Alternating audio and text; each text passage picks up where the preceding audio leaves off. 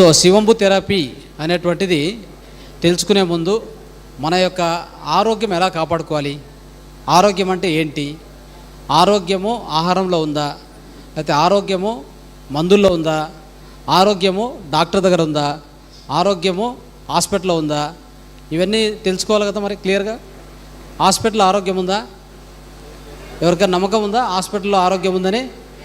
అప్పుడే చెయ్యి ఊపుతా ఉన్నారు, అంటే అందరికి తెలిసిపోయింది అనమాట. అంటే రహస్యం తెలిసిపోయింది కదా మీకు. రహస్యం ఏంటి? ఆరోగ్యము హాస్పిటల్లో లేదు అని. మరి ఇన్ని హాస్పిటల్ ఎందుకు? ఎక్కడ చూసినా హాస్పిటలే కదా.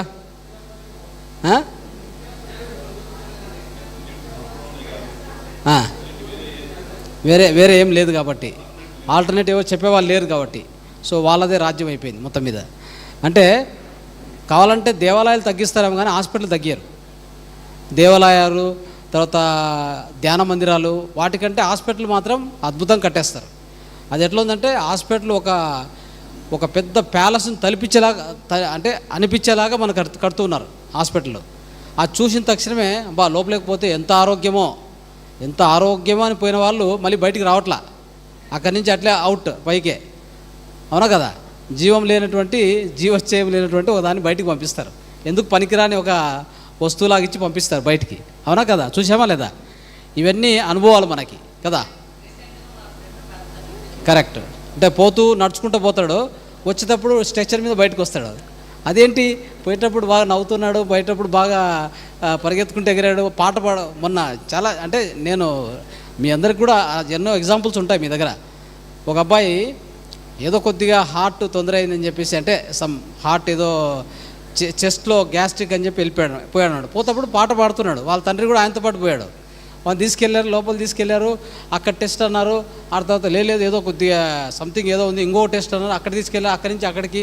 చివరికి వాళ్ళ తండ్రి పోయేసరికి బెడ్ మీద పండబెట్టి వెంటిలేటర్ పెట్టేశారు. వెంటిలేటర్ ఏంటి సార్, వెంటిలేటర్ వద్దు డాడీ అని అతను అంటున్నాడు. వీళ్ళు వెంటిలేటర్ పెట్టి లేదు రిస్క్ ఉంది, వెంటిలేటర్ పెట్టి అట్లే పడబెట్టేశారు. వాడు పోతూ వేరే ఇన్ఫెక్షన్స్ అన్ని డెవలప్ అయిపోయి లాస్ట్కు 35 లక్షలు ఖర్చు అయినాక ఇది జరిగింది హైదరాబాద్లో. రీసెంట్గానే, అంటే ఎంతో ఎక్కువ టైం కాలేదు, కొంత 4-5 మంత్స్ పెద్ద కేసు కూడా అయింది అపోలో హాస్పిటల్ మీద. అంటే లాస్ట్కి ఏమైందంటే ఆ అబ్బాయి చనిపోయాడు. అర్థమైందా? పోయేటప్పుడు పాట పాడుతూ వెళ్ళాడు, బయటకు వచ్చేసరికి డెడ్ బాడీ వచ్చింది. 35 లక్షలు కట్టినాకనే బాడీ ఇచ్చారు. అర్థమైందా? సో ఆరోగ్యం ఎక్కడ ఉంది అని చూస్తే ఆరోగ్యము మన లోపలనే ఉంది. అర్థమైందా? ఆ ఆరోగ్యం ఎక్కడ దొరుకుతుందంటే మన లోపల ఆరోగ్యం దొరుకుతుంది, బయట ఎక్కడ దొరకదు. ఏ మార్కెట్లో దొరకదు, ఏ హాస్పిటల్లో దొరకదు, ఏ వైద్యుడి దగ్గర కూడా ఏ వైద్యుడి దగ్గర కూడా మీకు ఆరోగ్యం దొరకదు. ఆరోగ్యాన్ని కాపాడుకోవాల్సింది ఎవరు? మనమే. ఆరోగ్యాన్ని కాపాడేది ఎవరు? మన లోపల ఉన్న అంతర్వైద్యుడు. మన లోపల ఉన్న అంతర్వైద్యుడి కంటే ఇంకేమైనా వైద్యుడు కావాలా మనకి? ఎవరు ఆ వైద్యుడు అంటే చెప్తాను. ఇప్పుడు మనకి కాలికి గాయమైంది, ఎవరు మాన్పిస్తారు? కాలికి గాయమైంది, అవునా? కాలికి గాయమైతే ఒక వారం రోజుల్లో 10 రోజుల్లో సెట్ అవుద్దా లేదా? అది మానిపోద్దా లేదా? దానికి ఏం చేయాలి? మనము సహకరించాలి. అంతేగాని దాన్ని డిస్టర్బ్ చేయకూడదు, వ్యతిరేక ధోరణిలో పని చేయకూడదు. అంటే మన లోపల ఉన్నటువంటి ప్రాణశక్తి నిజమైన అంతర వైద్యుడు. ఇది నమ్ముతారా? ఎంతమంది నమ్మకం దీని మీద? చేతెత్తండి. ఓ గ్రేట్, వండర్ఫుల్. సో అయితే మీరు రైట్ స్టూడెంట్స్ అనమాట ఈ సబ్జెక్ట్కి. లేకపోతే అర్థం కాదు అది. సో మన లోపల ఏమి జరిగినా కానీ, ఉదాహరణకి ఫర్ ఎగ్జాంపుల్ బాగా పొద్దునుంచి రాత్రి వరకు బాగా కష్టపడి ఉంటాము, హార్డ్ వర్క్ చేసి ఉంటాం, అంటే ఫిజికల్గా మెంటల్గా అలసిపోయి ఉంటాం. ఇంటికి వచ్చేసరికి దేహము ఒళ్ళు వేడిగా ఉంటుంది. ఒళ్ళు వేడిగా ఉన్నప్పుడు ఏం చేయాలి మనము అంటే కొద్దిగా ఆ టెంపరేచర్ని అట్లే కాపాడాలి. సో వేడిగా అన్నం తిని కొద్దిగా వేడి నీళ్ళు పోసుకొని పడుకుంటే నొప్పులన్నీ పోయి చల్లగా హాయిగా ఆరోగ్యం, అంటే చక్కగా ఆరోగ్యంగా, అంటే ఒక అద్భుతమైనటువంటి నిద్ర వస్తుంది. అవునా కదా? దానికి వ్యతిరేకంగా చేయకూడదు. ఏం చేయాలి? ఇక్కడ ఒళ్ళు వేడైంది, ఎందుకు వేడి చేసింది? లోపల ఉన్న ప్రాణశక్తి ఉంది కదా, అంతర్వైద్య, దానికి తెలుసు. ఎప్పుడైతే శరీర బడలిక ఉంటుందో దాన్ని సరి చేయాలంటే లోపల ఉష్ణోగ్రతను పెంచాలి అని దానికి తెలుసు. అది చేస్తుంది. చేసినప్పుడు మనం ఏం చేస్తామంటే వ్యతిరేకంగా చల్లని పదార్థాలు తిని, ఓకే, చల్లని వస్తువులు అంటే చల్లని నీళ్ళు పోసుకొని ఎలా అంటే అలా బిహేవ్ చేసి లాస్ట్కు గ్యాస్ట్రిక్, అసిడిటీ, ఇంకోటి వచ్చి రాత్రి అంతా నిద్ర పట్టకుండా అటు ఇటు దొల్లి లాస్ట్కు హాస్పిటల్కి పోయేంత వరకు మనమే చేసుకుంటాం, మన చేతులారా చేసుకుంటాం.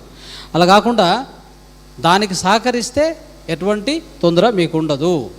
ఉదాహరణకి మనం తినే ఆహారంలో గుర్తుపెట్టుకోండి, మనం తినే ఆహారంలో ఎక్కువగా ఇప్పుడు సార్ చెప్పారు కదా, సహజ ఆహారం తక్కువగా ఉంటుంది, ఉడికించిన ఆహారము ఎక్కువగా ఉంటుంది. కావాలంటే అబ్జర్వ్ చేయండి, ఆల్మోస్ట్ 70% మనం ఉడికించిన ఆహారం తింటాం. 30% అది కూడా తెలిసినటువంటి వాళ్ళు తింటారు, మిగతా వాళ్ళు అది కూడా తినరు. ఎవరైతే ఉడికించిన ఆహారం ఎక్కువ తింటారో వాళ్ళు ఏం జరుగుతుందో తెలుసా? మ్యూకస్ అంటే కఫం. కఫం ఎక్కడి నుంచి వస్తుంది? ఎప్పుడైనా ఆలోచించారా? కఫం ఎందుకు వస్తుంది, ఎలా వస్తుంది? కఫం రావడానికి కారణం ఏంటి? కఫము అనేక రోగాలకు కారణము అనేది గుర్తుపెట్టుకోండి. మరి ఎలా వస్తుంది అంటే, మనం ఏదైతే ఉడికించిన ఆహారం తింటామో అది డైజెస్ట్ అయిన తర్వాత సిస్టమ్ ఏం చేస్తుందంటే, మనం ఉడికించిన ఆహారంలో మనం తీసుకునేటువంటి ఆహారంలో అనేక టాక్సిన్స్ ఉంటాయి. మనం తెలియకుండా రకరకాలు తింటుంటాం, అవునా కదా? ఫర్ ఎగ్జాంపుల్ ఇక్కడ పెట్టే ఆహారంలో కూడా చూడండి, ఉడికించిన ఆహారం అంటే దాంట్లో మసాలాలు, తర్వాత రకరకాల అన్నీ కలిపి హీట్ చేసి ఎంతో టెంపరేచర్ తీసుకెళ్ళి, అవునా కదా?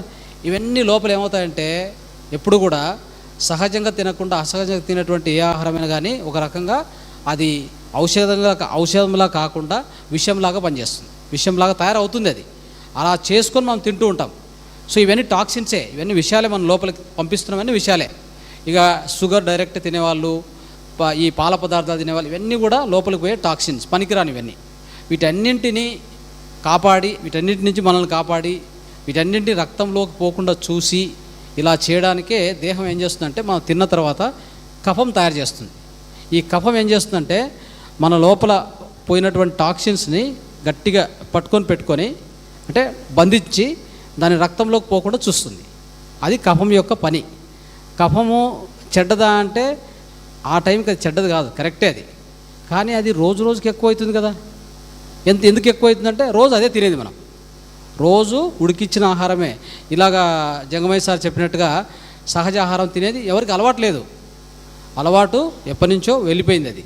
సో మన సనాతన ధర్మంలో ఉండింది, అది మనం తొలగించేసాం. ఎందుకంటే మోడర్న్ లైఫ్ స్టైల్లో అది ఎటువంటి పరిస్థితులు ఆలోచించరు, దాన్ని ఏ డాక్టర్ కూడా చెప్పరు, అవునా కదా?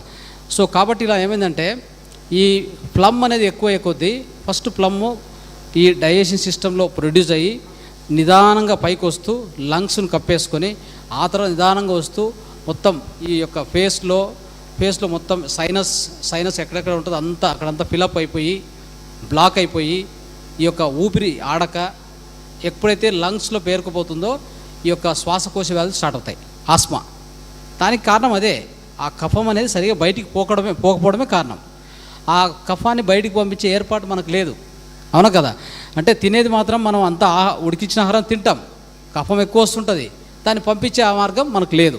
ఎందుకంటే ప్రాణాయామం చేయము, బాడీని కొద్దిగా హీట్గా పెట్టుకోము, ఓకే, చల్లగా ఉన్న పదార్థాలు కానీ ఆల్రెడీ ఉడికిచ్చి ఎప్పుడో పొద్దున ఉడికి సాయంత్రం తినే ఆహారం కానీ, ఇవన్నీ కారణాల వలన ఆ కఫం బయటికి పోయే అవకాశం మీకు లేదు. అది ఒకటో పాయింట్.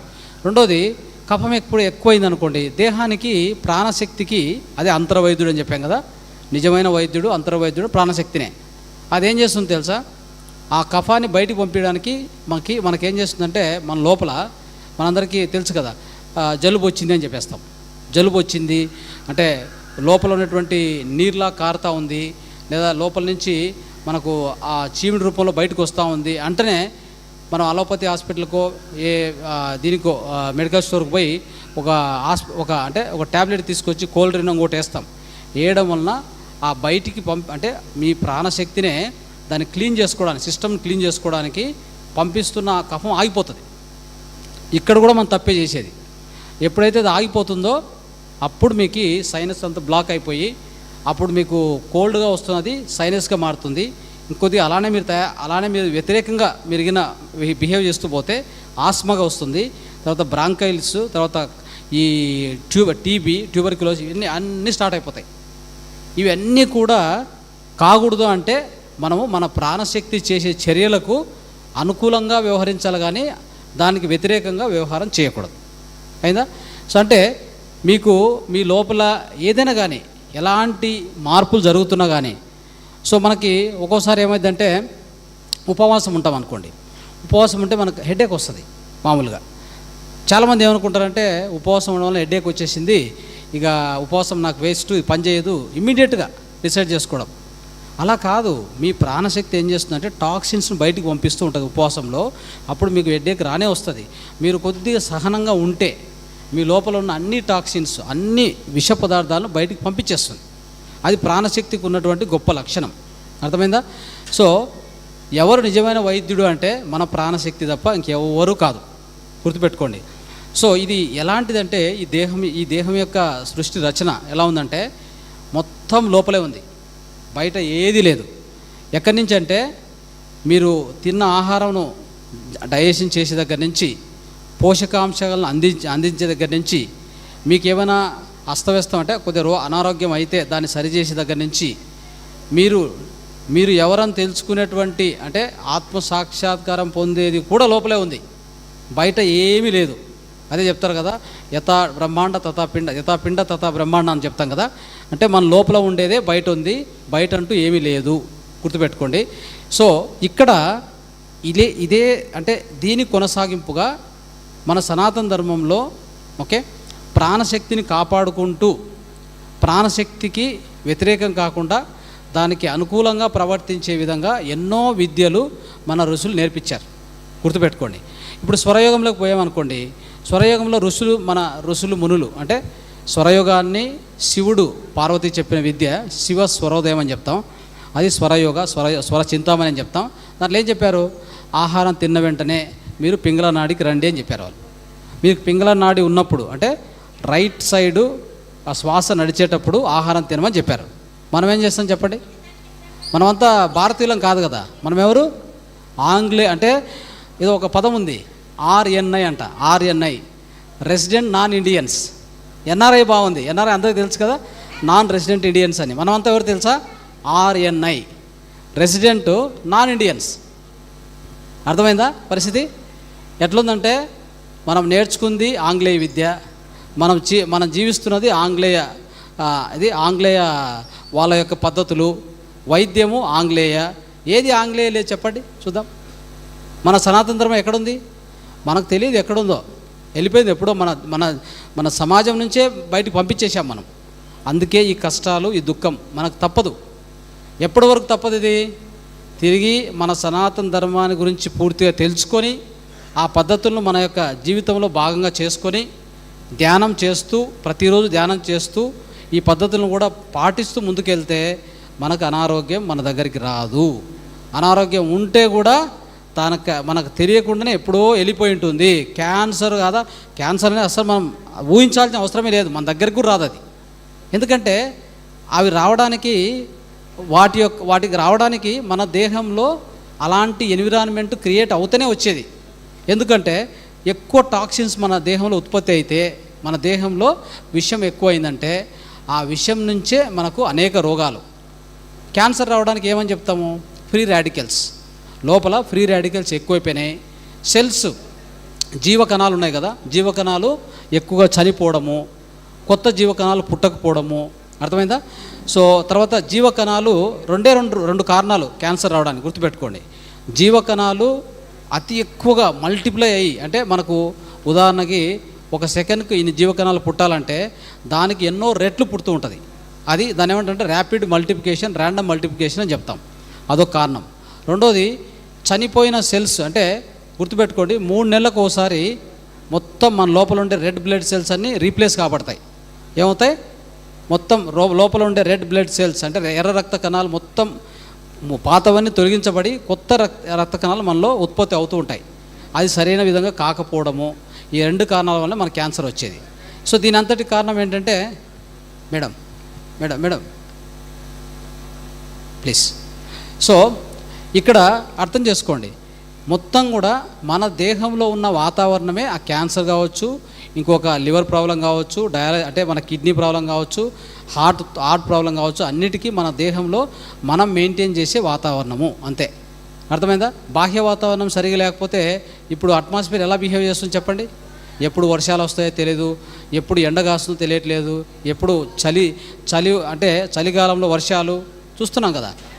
దీని అంతటి కారణం ఏంటంటే మన బాహ్య వాతావరణంలో అవకతవకలు అయినాయి. అంటే బాహ్య వాతావరణంలో అన్ని విధాలుగా మన ఈ యొక్క వాతావరణాన్ని చెడగొట్టాం. అదేవిధంగా మన లోపల ఉన్న వాతావరణం కూడా మనం సరిగ్గా చూసుకోవట్లా. దీనివల్లనే రోగాలు వస్తాయి, ఇంకా ఏ కారణము లేదు. కాబట్టి ఈ దేహంలో వచ్చే ప్రతి తొందరని కూడా ముందుగానే ఋషులు మునులు ఈ యొక్క దేహాన్ని బాగా అర్థం చేసుకున్నారు కాబట్టి అనేక పద్ధతులు మనకి ఇచ్చారు. ఇప్పుడు చెప్పాను కదా, ఒక చిన్న ఉదాహరణ. ఆహారం తింటాం, మన శ్వాస ఎక్కడ నడుస్తుంది?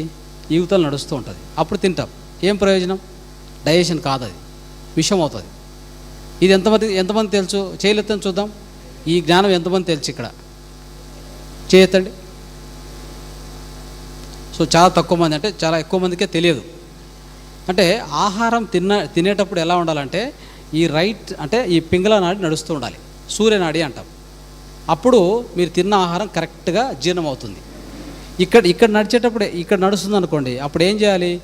సైలెంట్గా ఉండి, ఓకే, ఏ పని లేకుండా ఊరికే హాయిగా కూర్చొని ఏదైనా వింటూ, మ్యూజిక్ వింటూ, ఇంకేదైనా వీలవుతే ఏదైనా ప్రవచనాలు వింటూ అట్టేటప్పుడు ఇక్కడ ఉన్నటువంటి శ్వాస నడుస్తూ ఉండాలి, చంద్రనాడి నడుస్తూ ఉండాలి. ఇక ధ్యానం చేసే సమయానికి కరెక్ట్గా సుషుమ్న నాడి నడుస్తూ ఉంటే అప్పుడున్నంత అనుకూలం ఇంకేముండదు. సుషుమ్న నాడిని యాక్టివేట్ చేసుకొని ధ్యానం చేసే వాళ్ళకి అద్భుతమైన ధ్యానం కలుగుతుంది. ఇది ఎంతవరకు తెలుసు చెప్పండి? దీన్ని యాక్టివేట్ చేసుకునే విధానం తెలుసా? సో చూడండి ఎలా ఉందంటే, శ్వాసలోనే ఇంత రహస్యం ఉందంటే ఈ రహస్యాలని ఎవరు చెప్పారు? శివుడు పార్వతికి అనేక గ్రంథాల రూపంలో చెప్పారు. ఇది స్వరయోగం. అంటే సుషుమ్న నాడి మధ్యలో ఉన్న నాడి, సెంటర్ నాడి పనిచేస్తున్నప్పుడు అది ప్రాతకాలంలో 3 సార్లు అది యాక్టివ్ అవుతుంది, ఆటోమేటిక్ యాక్టివ్ అవుతుంది. ఎప్పుడెప్పుడు చెప్పండి? 2 సంధ్యాకాలాలు మధ్య అంటే correct mid day not mid night, okay, 3 సార్లు తనంత అదే యాక్టివ్ అవుతుంది యాక్చువల్గా. ఇంకొకటి 1.5 గంటకు ఒకసారి సుషుమ్నాడి యాక్టివ్ అవుతుంది. ఎలా అంటే శ్వాస ఇక్కడి నుంచి ఇక్కడికి ఆటోమేటిక్ చేంజ్ అవుతూ ఉంటుంది. చేంజ్ అయ్యే టైంలో బహుశా రెండు స్వరాలు పనిచేస్తుంటాయి కదా, అదే సుషుమ్న నాడి. ఒక 20 నిమిషాలు అనుకుంటా, ఒక 10 నుంచి 20 నిమిషాలు ఇక్కడి నుంచి ఇక్కడ షిఫ్ట్ అవుతున్నప్పుడు, లేదా ఇక్కడి నుంచి ఇక్కడ షిఫ్ట్ అవుతున్నప్పుడు ఎవ్రీ 1.5 hour 2 hours షిఫ్ట్ అవుతుంది ఆటోమేటిక్. మనమేం చెప్పాల్సిన పని లేదానికి. ఆ టైంలో 2 స్వరాలు పనిచేస్తుంటాయి. సో ఆ సమయంలో ఏ డెసిషన్ తీసుకోకూడదు, ఎలాంటి యాక్టివ్ పనులు చేయకూడదు, తప్పు అవుతుంది. ఎన్నో తప్పులు అవుతుంటాయి, ఎన్నో మనం తీసుకున్న డెసిషన్ ఫెయిల్ అవ్వడానికి కారణం ఆ సమయంలో మనం తీసుకుంటూ ఉంటాం, తెలియకుండా తీసుకుంటూ ఉంటాం. సో కాబట్టి దాన్ని ఏమంటారంటే సంధికాలం అంటాం. ఈ శ్వాస ఒక పక్క నుంచి ఇంకో పక్క పోతున్నప్పుడు దాన్ని సంధికాలం అంటాం. సో ఈ విధంగా ఈ స్వర విజ్ఞానాన్ని మన మహావతార్ టీవీ తెలుగులో 20 క్లాసులు చెప్పాను నేను. సో దాని ద్వారా సంపూర్ణ ఆ విజ్ఞానాన్ని ఇవ్వడం జరిగింది. ఎవరైనా ఇంటర్వ్యూ పోతుంటే అప్పుడు ఏం చేయాలి, ఆ స్వరాన్ని ఎలా మార్చుకోవాలి, బెడ్ నుంచి ఫస్ట్ లేస్తప్పుడు ఎలా చెక్ చేసుకోవాలి, ఏ స్వరం నడుస్తుంది, దాని ప్రకారంగా ఎలా కాలు కింద పెట్టాలి, ఇవన్నీ విజ్ఞానం. అంటే ఇదంతా శాస్త్రీయమే. ఎప్పుడు కూడా గుర్తుపెట్టుకోండి, మన మునురు ఋషులు ఉన్నారు కదా, వీళ్ళు చెప్పిందే final, that is ultimate, they are the great scientist. ఒకసారి గట్టిగా చెప్పాలి.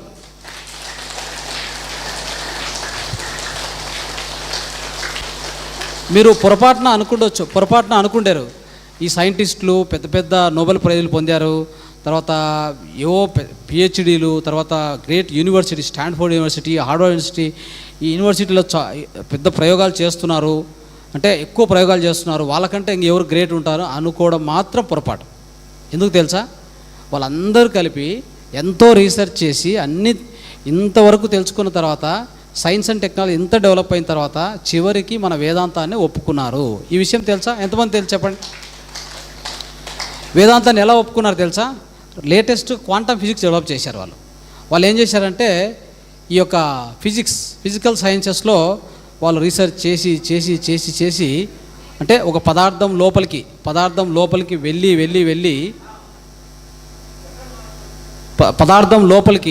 పదార్థం లోపలికి అంటే మీకు ఒక చిన్న ఉదాహరణ ద్వారా చెప్తాను. సో అందరు సైంటిస్టులు కూడా అంటే దగ్గర 1897లో అనుకుంటా జార్జ్ థామ్సన్ ఆయన ఏం చేశారంటే ఎలక్ట్రాన్ ఉంది అని చెప్పారు. ఎలా ఉంటుందంటే పార్టికల్ అని చెప్పాడు. ఇంకొక ఆయన వాళ్ళ కొడుకే అనుకుంటా, ఆయన వచ్చేసి లేదు అది వేవ్స్ అంటే తరంగాల రూపంలో ఉంది ఆయన చెప్పాడు. ఎవరు ఎలక్ట్రాన్ చూడలా, ఇది సత్యం. ఎలక్ట్రాన్ ఎవరు చూడలా, అందరు చెప్పడమే అంటే ఇట్లుంటుందని. చివరికి ఆ పదార్థాన్ని విచ్ఛిన్నం చేసుకుంటూ పోయి అంటే ఫస్ట్ టాప్ నుంచి పోతే మనకు ఉదాహరణ మన దేహం తీసుకుందాం. ఈ దేహము అనేక అవయవాలు కలయిక. అవయవం లోపల పోతే కండరాల లోపల పోతే దాన్ని ఏమంటారంటే మనకు సెల్స్ అంటాం. అంటే టిష్యూస్ లోపల సెల్స్ అంటే విభజన చేస్తున్నాను, లోపలికి వెళ్తున్నా. ఇప్పుడు ఆ సెల్స్ లోపల పోతే అణువులు లోపల పోతే పరమాణువులు లోపలికి పోతే ఒక సెంటర్లో న్యూక్లియస్ లోపల ప్రోటాన్స్, న్యూట్రాన్స్. ఆ పరమాణువులో ఆ న్యూక్లియస్ అంటే కేంద్రం చుట్టూ అనేక ఎలక్ట్రాన్లు వృత్తాకారంలో తిరుగుతున్నాయి కదా. సో దీని నుంచి ఇంకా విచ్ఛిన్నం చేస్తూ పోతే వాళ్ళు ఇంకొన్ని కనిపెట్టారు. లెప్టాన్స్, మెసాన్స్, తర్వాత హార్డాన్స్ అని చెప్పి కొన్ని స్మాలెస్ట్ పార్టికల్స్, సూక్ష్మ కణాలు కనిపెట్టారు సైంటిస్టులు.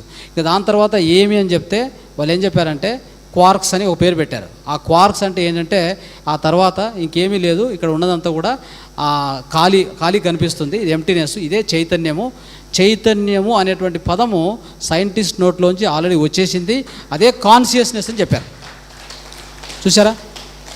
సో ఇంకా వాళ్ళు ఒప్పుకున్న తర్వాత ఇంకేం లేదు అక్కడ. మీకు అర్థమైండొచ్చు ఇప్పటికే. వాళ్ళు ఏం చెప్పారు తెలుసా? ఒక సైంటిస్టు యాక్చువల్గా దీన్ని క్వాంటమ్ మెకానిక్స్, క్వాంటమ్ ఫిజిక్స్ అంటారు. దాన్ని స్టార్ట్ చేసింది 1902లో మ్యాక్స్ ప్లాంక్ స్టార్ట్ చేశాడు ఆ ఇన్స్టిట్యూట్ను. ఆ మ్యాక్స్ ప్లాంక్స్ తర్వాత నెక్స్ట్ దాని మీద పనిచేసింది వర్నర్ హైసెన్బర్గ్, ఆ తర్వాత హ్యాన్స్ పీటర్ డ్యూర్ రీసెంట్గా, మధ్యలో నీల్స్ బోర్, వీళ్ళందరూ పనిచేసి ఈ హ్యాన్స్ పీటర్ డ్యూర్ అనేటువంటి ఒక సైంటిస్ట్ చెప్తాడు, లేటెస్ట్గా జరిగింది ఇది 1978 అనుకుంటా. ఆయన చెప్తారు 30 సంవత్సరాలు నా యొక్క నిరంతర పరిశోధనలో నేనేం తెలుసుకున్నా అంటే పదార్థాన్ని విచ్ఛిన్నం చేస్తూ లోపలికి పోయే కొద్దీ ఏమీ లేదని తెలుసుకోవడానికి 30 సంవత్సరాలు పట్టింది అని చెప్పాడు. పదార్థం లోపల ఏమీ లేదు, అంతా శక్తి, హం బ్రహ్మాస్మి అనే ఆ యొక్క తత్వాన్ని నేను ఒప్పుకుంటున్నాను. నేను మొత్తం ఈ పదార్థ విచ్ఛిన్నంలో ఈ సైన్స్లో అంటే ఈ సైన్స్ నేను స్టడీ చేస్తూ ఉంటే, రీసెర్చ్ చేస్తూ ఉంటే నాకు అనిపించింది నేను వేదాంతాన్ని చదువుతున్నట్టుగానే ఉంది, ఇంకా ఏమీ లేదు. మన యొక్క శంకరాచార్యులు చెప్పినటువంటి ఆ వేదాంతంలో ఆయన ఎప్పుడో చెప్పినటువంటి ఆ యొక్క వేదాంతం ఉంది కదా, ఆ వేదాంతాన్ని చదివినట్టే ఉంది, ఇక్కడ సైన్స్ చదివినట్టు లేదు అని చెప్పి ఒక మాట అది కూడా చెప్పేశారు ఆయన. ఇక ఇలాంటి పరిస్థితుల్లో మనం ఎవరు నమ్మాలి చెప్పండి? ఆల్మోస్ట్ 400 సంవత్సరాల తర్వాత 400 ఇయర్స్ ముందు సైన్స్ స్టార్ట్ అయింది. 400 ఇయర్స్ తర్వాత వాళ్ళు ఎవరిని ఒప్పుకున్నారు? మన యొక్క యోగుల్ని ఒప్పుకున్నారు, మన యొక్క వేదాంతాన్ని ఒప్పుకున్నారంటే ఇక దేన్ని ఒప్పుకోకూడదు మనం? వాళ్ళు చెప్పేటువంటి ఈరోజు ఒక మెడిసిన్ వచ్చింది, ఒక 2 సంవత్సరాల తర్వాత ఆ మెడిసిన్ వేస్ట్, దాని నుంచి ఎంతో నష్టం జరిగింది, బ్యాన్ అంటాడు. ఇదేంటిది? ఎన్ని మెడిసిన్ మారుస్తావు, ఎన్ని ఫిజికల్ లాస్ మారుస్తావు, ఎన్ని ఫిజికల్ సైంటిస్ట్లో ఈరోజు చెప్పిన సూత్రం రేపు లేదు, రేపు చెప్పిన మెడిసిన్ ఇంకొక 2 సంవత్సరాల తర్వాత లేదు, అది దాన్ని బ్యాన్ అని చెప్తాడు. అట్లాంటి మందులు తీసుకొచ్చి ఇక్కడ అమ్ముతూ ఉంటారు, ఇక్కడ మనం తీసుకుంటూనే ఉంటాం, మనకు తెలియదు. ఇక్కడంతా ఏం చేస్తారంటే అక్కడ యుఎస్లో బ్యాన్ చేసిన మెడిసిన్ ఇక్కడ మనం వాడుతూనే ఉంటాం. ఇంకా చూడండి ఎట్లా ఉందో, ఎంత దురదృష్టకరం అని చెప్పండి. సో ఇలాంటిది మిత్రులారా ఒకటే గుర్తుపెట్టుకోండి, ఇప్పుడు స్వరయోగం నేను చెప్తున్నటువంటిది, శివస్వరోదయం నుంచి చెప్పినటువంటి ఈ గ్రంథం నుంచి చెప్పినటువంటి అన్ని విషయాలు కూడా ఏ సైంటిస్టో చెప్పలేదు కదా, ఇది ఆల్బర్ట్ ఐన్స్టీన్ ఇట్లాంటి వాళ్ళు ఎవరు చెప్పలేదు కదా, ఇది ఎలా నమ్మాలి? అది మీ మైండ్లోంచి ఖచ్చితంగా తీసేయండి దయచేసి. ఎందుకంటే ఇప్పుడు విన్నారు కదా, క్వాంటమ్ సైన్స్ అనేది చివరికి వేదాంతాన్ని ఒప్పుకొని దాంతో అక్కడికి సరిపెట్టుకుంది అంతే, ఇంకా దానిపైన ఏమి లేదు, ఇంకా అవుట్. అంటే ఇంకా ఫిజిక్స్ ఇంకా ముందుకు పోతుంది, ఏమి ఉండదు. బహుశా ఈ యొక్క టెక్నాలజీ 5G 6G ఇట్లా చేసుకుంటూ పోవాలి వీళ్ళు అంతే. తర్వాత AI వచ్చింది, ఇంకేమైనా ఉంటే ఆ విధంగా వాళ్ళు కోడింగు కొద్ది అట్లా చేసుకుంటూ పోవాల్సిందే. కానీ ఇంకా సైన్స్లో వేదాంతాన్ని దాటి ఇంకొక స్టేట్మెంట్ కూడా ఉంది, మీకు అందరికీ తెలుసు, wear ever science ends spirituality begins. ఇది నమ్ముతారా? Wear ever science ends spirituality begins. ఏదైతే సైన్స్ అర్థం చేసుకోలేని బాబో నా వల్ల కాదు అంటే అక్కడ స్పిరిచువాలిటీనే, ఆధ్యాత్మికతనే సమాధానం. ఇది నమ్ముతారా? సో అలాంటప్పుడు మన యోగులు చెప్పిన ప్రతి గ్రంథాన్ని, ప్రతి శాస్త్రాన్ని ఖచ్చితంగా నమ్మి తీరాల్సిందే, పాటించి తీరాల్సిందే. పొరపాటున కూడా మీరు ఇదేం ఉండొచ్చా ఉండకపోవచ్చా నేను చెప్తున్నాను కానీ, లేదా ఏ గ్రంథంలో చెప్పింది కరెక్ట్ ఉంటుందా ఉండదా అనేది ఆ మైండ్లోంచి ఆ డౌట్స్ దయచేసి ఈ రోజుతోన తీసేయండి, కంప్లీట్గా తీసేయండి. ఎందుకంటే వాళ్ళని కాదు నమ్మాల్సింది, మన యోగులను. వాళ్ళకంటే గొప్ప సైంటిస్ట్ ఈ భూమి మీద ఎవరు లేరు. ఓకే, వాళ్ళకంటే గొప్ప సైంటిస్ట్ ఎవరు లేరు, గుర్తుపెట్టుకోండి. నిన్న ఒక చోట ఒక దీంట్లో చదువుతున్నాను నేను, ఒక బుక్లో, రామభద్రాచార్య అని చెప్పి ఆయన గురుడివాడు, అంటే కళ్ళు లేవు ఆయనకి, పుట్టినప్పటి నుంచే కళ్ళు లేవు. అయితే 100 బుక్స్ రాశాడు ఆయన, తెలుసా? 100 బుక్స్. అది ఎంత అసాధారణమైనటువంటి విషయం. కళ్ళు లేవు, పుట్టినప్పటి నుంచే కళ్ళు లేవు. ఆయన సాధించిన విషయాలు చూస్తే ఒక పెద్ద లిస్టే పెట్టారు. సో అది ఎలా సాధ్యమైంది? ఒక కళ్ళు లేని వ్యక్తి. ఇంకోటి, ఆయన ఏ లిపి నేర్చుకోలేదు. ఇప్పుడు లేటెస్ట్గా కళ్ళు లేని వాళ్ళకు బ్రెయిలియో లిపి ఏదో లిపి నేర్పిస్తారు కదా, అలాంటిది కూడా ఎలాంటి సాధన చేయలే ఆయన. అయినా కానీ 6 రోజుల్లోనే 100 బుక్కులు రాశారు, అనేక పురాణాల మీద, మన గ్రంథాల మీద. అంటే మీరు అర్థం చేసుకోవచ్చు. సో ఇలాంటి మహానుభావులు ఎందరో ఉన్నారు. కాబట్టి మన యొక్క చరిత్ర, మన యొక్క పురాణాలు కావచ్చు, మన ఇతిహాసం, ఇదంతా కూడా అతి గొప్పదైనటువంటిది. దాంట్లో భాగంగానే ఈరోజు మనం చెప్పుకుంటున్నటువంటిది. సో మనం ఇప్పుడు చెప్పుకోబోయేటువంటి చికిత్స శివంబు చికిత్స. ఇది ఎవరు చెప్పారు? శివుడు పార్వతికి చెప్పినటువంటి విద్య. ఎక్కడ చెప్పబడింది అంటే డమరతంత్రం అని చెప్పి ఒక గ్రంథం ఉంది. డమరతంత్రం ఇది 5000 సంవత్సరాల కింద అని చెప్తారు. అంతకంటే ఇంకా పురాణమైంది అనేది ఉండొచ్చు కూడా. ఓకే, అయితే పురాతనమైంది అని చెప్పుకుందాం. దాంట్లో డమరతంత్రంలో దాంట్లో వచ్చేసి ఒక 107 శ్లోకాలు రాశారు. 107 శ్లోకాలు. ఆ 107 శ్లోకాల్లో కంప్లీట్గా ఈ యొక్క శివంబు అంటే ఏంటి, దీన్ని ఎలా వాడాలి, వాడితే ఏమవుతుంది, దీన్ని వాడడం వలన ఎలాంటి జబ్బులు తగ్గించుకోవచ్చు, తర్వాత దీన్ని వాడేటువంటి వాళ్ళకి ధ్యానం యొక్క లోతు ఎలా ఉంటుంది, అన్ని విషయాలు కూడా సంపూర్ణంగా రచించబడింది. సో ఈ గ్రంథాన్ని మీకు శ్లోకాలు అర్థం కావు కాబట్టి, శ్లోకాలు సాంస్క్రిట్లో ఉంటాయి, మనకు అర్థం కావు కాబట్టి దాన్ని అనేక బుక్కుల ద్వారా, ఎస్పెషల్లీ మన ఇండియాలో కొన్ని పాత బుక్కులు ఉన్నాయి, లేటెస్ట్గా ಯಾವ బుక్కు లేదు. గుర్తుపెట్టుకోండి. ఎందుకు రాయాలి చెప్పండి? బుక్కు రాస్తే మీరు దాన్ని చదివి మీరు బాగుపడితే వాళ్ళకేమొస్తుంది? వాళ్ళకేంటి లాభం? వాళ్ళకు పైసా ఆదాయం లేదు. పైసా ఆదాయం లేనప్పుడు మీకెందుకు బుక్కు రచించి మీ ముందు పెడతారు చెప్పండి? సో అవకాశమే లేదు దాని గురించి. అలాంటి అవకాశం ఎవరు చేయలేదుగా.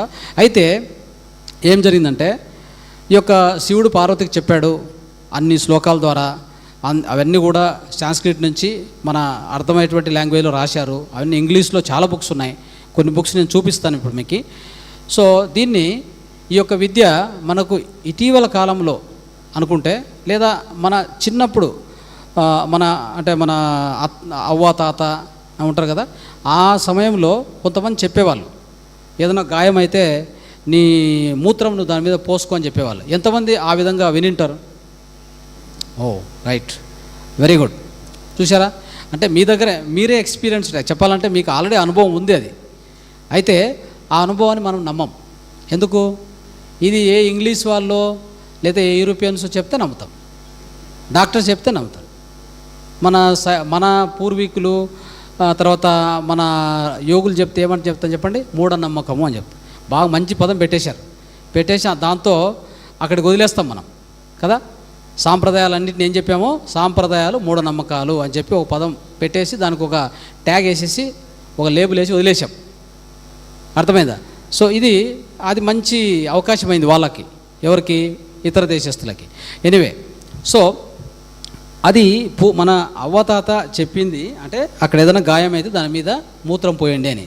మూత్రం పోసిన కొన్ని రోజులకి ఆటోమేటిక్గా అది ఆటోమేటిక్గా ఏమవుతుంది? హీల్ అవుతుంది. అంటే అది ఆ గాయం తగ్గిపోతుంది. ఎలా తగ్గుతుంది అనేది మనం చెప్పుకుందాం. సో ఇది ఒకటి. ఇవి మనం అందరికీ మనకు తెలిసిన అనుభవం ఇది. దీని తర్వాత 1943 అనుకుంటా దగ్గర ఆ టైంలో ఒక ఇంగ్లీష్ వ్యక్తి ఒక బుక్ రాస్తాడు. దాని పేరు ది వాటర్ ఆఫ్ లైఫ్. రాసుకోండి, ఎవరైనా పెన్ను ఉంటే పెన్ను పేపర్ ఉంటే రాసుకొని దీన్ని ఇంగ్లీష్ వచ్చిన వాళ్ళు చదవండి, తక్షణమే చదవండి. ఈరోజు అంటే రేపే చదవండి, పర్వాలేదు, రేపో ఎల్లుండో ఆ బుక్ కొనుక్కొని చదవండి.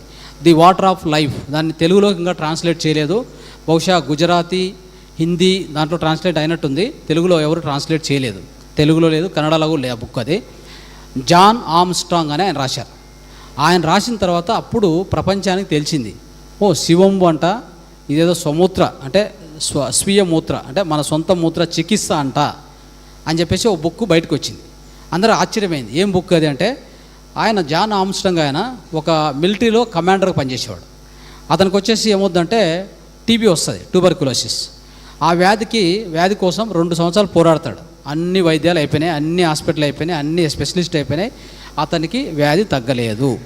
అప్పుడు బైబిల్లో ఒక స్టేట్మెంట్ చదువుతాడు, ఏముంటుందంటే డ్రింక్ దై వాటర్ యువర్ ఓన్ సిస్ట్రిన్, అంటే మీ సొంత జలాన్ని మీ లోపలే ఒక సిస్ట్రిన్ అంటే ఏంటి, ఒక సిస్ట్రిన్ అంటే తెలుసు కదా, టాయిలెట్లో ఒక ఉంటుంది కదా, టాయిలెట్లో మనం ఎలా అయితే ఆ టాయిలెట్ కమోడ్ ఉంటుందో అలాగా అక్కడి నుంచి బయటకు వచ్చే జలం, మీ ఓన్ జలాన్ని మీరు తాగవచ్చు అని ఒక సెంటెన్స్ చదువుతాడు ఆయన, ఎక్కడో చదువుతాడు.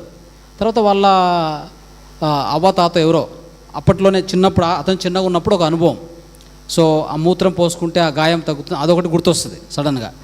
ఇదేదో బాగుంది, అన్ని ప్రయత్నాలు అయిపోయినాయి, ఈ ప్రయత్నం ఒకటి చేద్దామని చెప్పి స్టార్ట్ చేసిన 3 నెలల్లో ఆయనకు తగ్గిపోతుంది, మొత్తం టీబీ పోతుంది, టీబీ వెళ్ళిపోయాక మీకు ఆశ్చర్యం అవుతుంది, అక్కడి నుంచి ఆయన కొన్ని వేల మందికి ట్రీట్మెంట్ ఇచ్చాడు, కొన్ని వేల మందికి. ఆ తర్వాత నమ్మకం కలిగినాక బుక్ రాశాడు, the water of life, John Armstrong. నేను మొట్టమొదటిగా చదివినప్పుడే నాకే ఆశ్చర్యమైంది. సరే, ఇది జరిగిన తర్వాత ఇండియాలో సరే మన సనాతన ధర్మము ఎక్కడో విదేశాల్లో వాళ్ళు చదివి వాళ్ళు ఫాలో అయ్యి ఓ బుక్ రాశారు, బాగుంది. మన దేశ పరిస్థితి ఏంటి? ఇప్పుడు ఏమైందంటే ఈ మధ్యలో జరిగింది చెప్తాను. తర్వాత ఆల్మోస్ట్ ఆ తర్వాత ఎన్నో సంవత్సరాల తర్వాత కూడా రావోజీభాయ్ పటేల్ అని చెప్పి మహాత్మా గాంధీ ఫ్రెండ్ ఉన్నారు. ఆయనకు హార్ట్ ప్రాబ్లమ్స్ అనేవి ఎక్కువ ఉంటాయి, హార్ట్ ప్రాబ్లం వచ్చింది, అవన్నీ తగ్గించుకోవడానికి అని చెప్పి ఈ థెరపీనే ఆయన వాడడం జరుగుతుంది. అది కూడా the water of life book చూసే వాడతాడు. వాడాక ఆయనకు సరిపోయాక ఒకసారి ఇలాగనే ఒక కాన్ఫరెన్స్ జరిగేటప్పుడు మన ఎక్స్ ప్రైమ్ మినిస్టర్, మాజీ ప్రధానమంత్రి వర్యులు మొరార్జీ దేశాయ్ ఆ కాన్ఫరెన్స్కి వస్తాడు. కాన్ఫరెన్స్కి వచ్చినప్పుడు మొరార్జీ దేశాయ్కి ఆ బుక్ ప్రజెంటేషన్ ఇస్తాడు. ఎవరిచ్చింది? రావోజీభాయ్ పటేల్, మహాత్మా గాంధీ ఫ్రెండ్. ఆయన ఇస్తే తీసుకొని ఏంటిది అని చెప్పి చూసి దీన్ని చదువుతాడు. ఈయన కూడా ఎవరు మన ఎక్స్ ప్రైమ్ మినిస్టర్. చదివాక చాలా బాగా అనిపిస్తుంది. ఈయనకు అప్పటికే కంటి పొర వచ్చింటుంది, కన్నుకి ఏమొచ్చింది? పొర వచ్చింటుంది. ఆ పొరను ఆపరేషన్ చేయాలని చెప్తారు డాక్టర్లు. ఆ బుక్లో చూస్తే ఈ యొక్క మూత్రాన్ని కంట్లో వేసుకోండి, మూత్రాన్ని పూసుకోండి, మూత్రాన్ని తాగండి అని చెప్పి అంతా దాంట్లో చదువుతాడు ఆయన. సరే, ఇదేదో బాగుంది, దీన్నే ట్రై చేద్దామని చెప్పి ఆయన ట్రై చేయడం మొదలుపెట్టాక ఆయన వయసు అప్పుడు 60 సంవత్సరాలు. 60 సంవత్సరాల నుంచి 94 సంవత్సరాల వరకు కూడా ఒక స్పెక్స్ కాదు కదా, ఏమీ లేదు, స్పెక్స్ కాదు, ఏమీ పెట్టుకునే అవసరం ఆయనకు రాలేదు. ఆపరేషన్ కూడా చేసుకోలేదు. ఏది?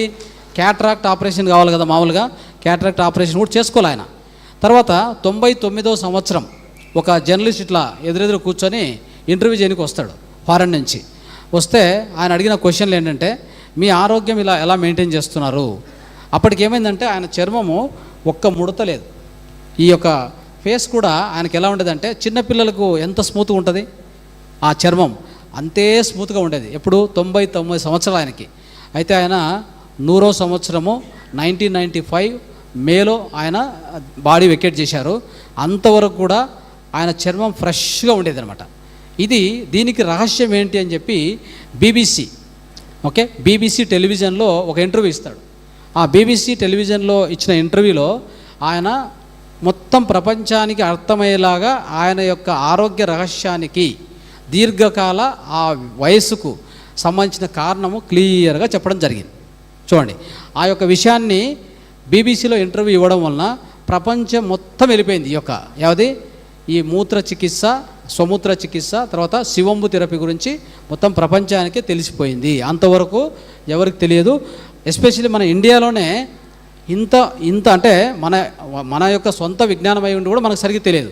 ఆయన అప్పుడు చెప్పడము అదొకటి జరిగింది, అది లేటెస్ట్ జరిగింది చెప్తున్నా. ఆ తర్వాత ఎన్నెన్నో జరిగాయి. అయితే ఈ మధ్యలో ఇంకొక బుక్ గురించి చెప్పుకోవాలి మనం, ఇంకో ఇంపార్టెంట్ బుక్. అది వచ్చేసి యువర్ పర్ఫెక్ట్ మెడిసిన్ అనే బుక్. అది ఎవరు రాశారంటే 1995లో ఒక లేడీ రాసింది. ఆమె పేరు వచ్చేసి మార్తా ఆర్ క్రిస్టీ అని చెప్పేసి. ఓకే, ఆ బుక్ చూడండి. సో ఈ బుక్ ఒకసారి చూడండి, మీకు తెలుస్తుంది. ఓకే, ఈ బుక్ పేరు ఏం పేరు? Your own perfect medicine. దీనికి ఒక టైటిల్, ఇక్కడ ట్యాగ్ లైన్ ఇచ్చాడు, the incredible proven natural miracle cure that medical science has never revealed అని ఇచ్చారు. ఈ బుక్ రాసింది వచ్చేసి ఈ లేడీ. ఈమె యొక్క స్మాల్ హిస్టరీ ఏంటంటే, ఆమె ఆల్మోస్ట్ 35 సంవత్సరాలు పోరాడుతుంది. 7 ఆపరేషన్లు, అనేక వ్యాధులు, చనిపోయే పరిస్థితి యాక్చువల్గా. అయితే అప్పుడు ఏం జరుగుతుందంటే, చిన్న ఒక బుక్ జరుగుతుంది, వాళ్ళ హస్బెండ్ తెచ్చిస్తారు ఈ యూరిన్ థెరపీ గురించి. ఒక బుక్ తెచ్చిస్తే, ఇదేదో చూద్దాం, ఇది ఒక ప్రయత్నం, అన్నీ అయిపోయినాయి అని చెప్పి 8వ ఆపరేషన్కి పోయే ముందు, ఆమెకి ఇష్టం లేదు, 8వ ఆపరేషన్కి పోయే ముందు ఆ బుక్ చదివి తర్వాత యూరిన్ థెరపీ స్టార్ట్ చేస్తాం. ఈ బుక్ రాసినటువంటి ఆమె మార్తా ఆర్ క్రిస్టీ స్టార్ట్ చేసిన 3 నెలల్లో అన్ని వ్యాధులను తొలగించుకుంటుంది. చూసారా? తొలగించుకున్న తర్వాత she never looked at back. ఇక ఆమె తిరిగి చూడమే అనేది ఎక్కడ లేదు. ఇంకా ఆమె ఏం చేసిందంటే, మొత్తం ప్రపంచాద్యంత తిరిగి అన్ని డాక్టర్లు, దీంట్లో ఉన్నవే ఏం తెలుసా, all famous doctors across the world, ప్రపంచం మొత్తంలో అనేక ప్రసిద్ధ వైద్యులు మూత్ర థెరపీ ఇచ్చి వాళ్ళ పేషెంట్స్ను క్యూర్ చేసినటువంటి కేస్ రిపోర్ట్స్ ఉన్నాయి దీంట్లో. ఇది నమ్మనికి అవుతుందా? ఇప్పుడు మనం నమ్ముతాం, ఎందుకంటే ఆమె రాసింది కాబట్టి. ఎస్పెషల్లీ ఫారెన్ నుంచి వచ్చిందంటే ఖచ్చితంగా దాన్ని ఎంతో ఇంపార్టెంట్గా మనం తీసుకుంటాం. అదే మన శివుడు చెప్పాడంటే, శివుడు ఏదో చెప్పింటారులే, అప్పుడు ఎప్పుడో జరిగింటుంది, అది మనకెందుకు దాంతో అని చెప్పి దాన్ని పక్కన పెట్టేస్తాం, అవునా కదా? అదే ఈ బుక్ ఉంటే, ఇది తీసుకెళ్ళి డాక్టర్ ముందైనా పెట్టండి, దీన్ని ఎవరు ఏం చేయనీకి లేదు. ఇది ఆల్ ఓవర్ వరల్డ్ ప్రచురైంది, ఇది ఆల్ ఓవర్ వరల్డ్. ఓకే, ఈ ఒక్క బుక్ చాలు. దీంట్లో ఎన్ని అద్భుతమైన విశేషాలు రాశారంటే, మూత్ర థెరపీలో సాధించిన విజయాలు, ఒక్కొక్క కేస్ రిపోర్ట్ ఒక్కొక్క పేషెంట్ది. ఇంకొన్ని విషయాలు మీరు తెలుసుకోవాలి. యాక్చువల్గా మనకి ఎవరికైనా హార్ట్ అటాక్ వస్తే హాస్పిటల్ తీసుకెళ్తారు కదా, తీసుకెళ్ళాక బ్లడ్ క్లాట్ కాకుండా ఒక ఇంజెక్షన్ ఇస్తారు. ఐడియా ఉంది ఎవరికైనా? దాని పేరు ఐడియా ఉందా? చెప్పండి, ఏం పేరు?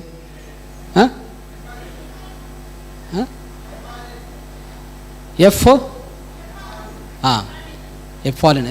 ఓకే, ఉన్నాయి, అది ఉండొచ్చు. ఇంకొక ఇంజెక్షన్ ఉంది, దాని పేరు యూరోకినాసే.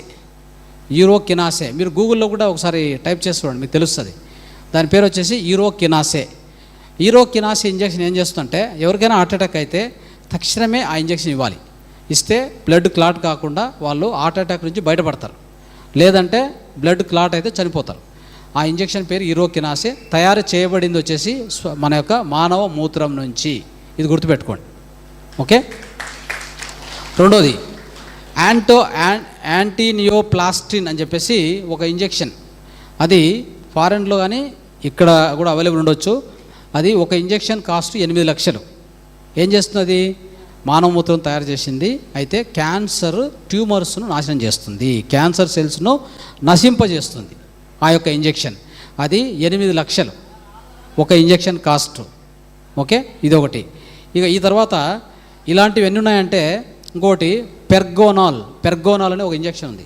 అదేం చేస్తుందంటే, ఆ ఇంజెక్షన్ను ఎలా తయారు చేస్తారంటే, ఈ మెనోపాజ్ దాటినటువంటి మహిళల నుంచి యూరిన్ శాంపుల్స్ కలెక్ట్ చేసి దాని నుంచి ఈ ఇంజెక్షన్ తయారు చేస్తారు. దీన్ని ఎవరికి ఇస్తారంటే, ఎవరికైతే పిల్లలు సంతానం జరగట్లేదో వాళ్ళకి ఆ ఇంజెక్షన్ ఇస్తే సంతానం అవుతుంది.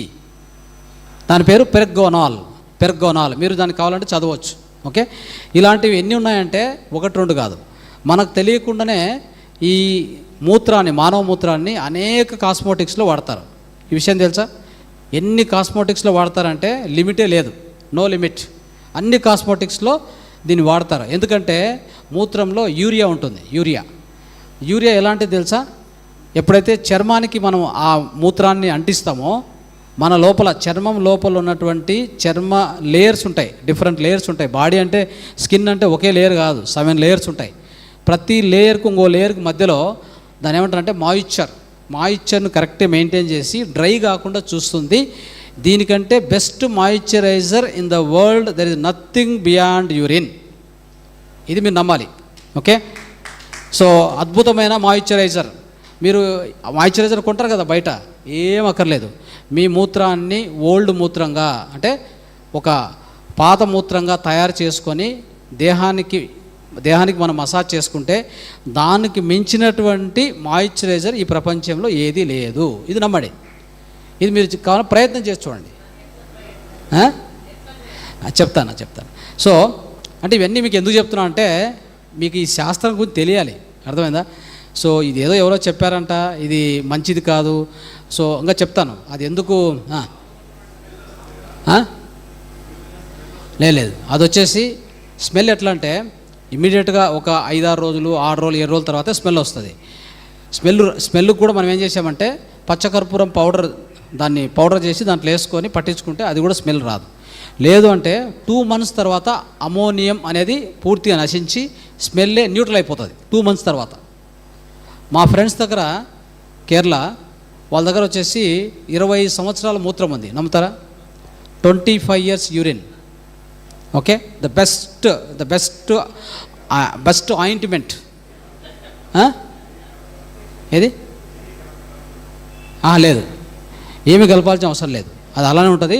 దానికి ఏమంటే కొద్దిగా ఆ పాత్రకి పైన బట్ట చుడితే బట్ట నుంచి గాలి అంటే ఆక్సిజన్ లోపలికి పోతూ వస్తూ ఉండాలి. ఒకటి ఇట్లాంటి సన్లైట్ పడేలాగా, అంటే డైరెక్ట్ సన్లైట్ అక్కర్లేదు, అట్లీస్ట్ సన్లైట్ కొద్దిగా కనిపిస్తూ ఉండాలి. పూర్తి డార్క్లో చీకట్లో పెట్టకూడదు. అదొక్కటి దానికి ఒక చిన్న సజెషన్ అది.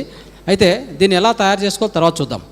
సో ఈ మూత్రంలో సరే ఏముంది ఈ మూత్రంలో, అసలు మూత్రం ఎలా తయారవుతుంది అది తెలుసుకుందాం. ఫస్ట్ మూత్రం తయారయ్యేటువంటిది ఎట్లా అంటే మన దేహంలో చూడండి, రక్తం నుంచి తయారు కాబడ్డవి రెండు. ఒకటి వచ్చేసి తల్లిపాలు. తల్లిపాలు ఎక్కడి నుంచి ఉత్పత్తి అవుతాయి, ఎలా ఉత్పత్తి అవుతాయి తెలుసు కదా? రక్తంలో నుంచి కొన్ని గ్రంథులు ఉంటాయి. ఆ గ్రంథులు రక్తంలో నుంచి ఈ యొక్క రక్తం నుంచి పాలను తయారు చేసేటువంటి కొన్ని గ్రంథులు ఉన్నాయి. అంటే రక్తం నుంచే ఆ పాలు కూడా తయారవుతాయి. ఈ విషయం కరెక్టా? నమ్ముతారా? ఎస్. నెక్స్ట్, ఈ యొక్క మూత్రం కూడా అలా తయారు చేయబడిందే. ఆ తల్లిపాలు ఎంత శ్రేష్టమైనటువంటివో అంతే శ్రేష్టమైనటువంటిది ఈ యొక్క మూత్రం కూడా. ఎలా తయారు చేయబడుతుంది చూద్దామా? ఎలా తయారు చేయబడుతుంది అంటే లోపల రక్తము 2000 లీటర్లు రోజుకి మన కిడ్నీ ఫిల్టర్ చేస్తుంది. 2000 లీటర్లు. అయితే మనకుండే 5 లీటర్లే రక్తం, అయితే కంటిన్యూస్గా ఫిల్టర్ చేస్తూనే ఉంటుంది.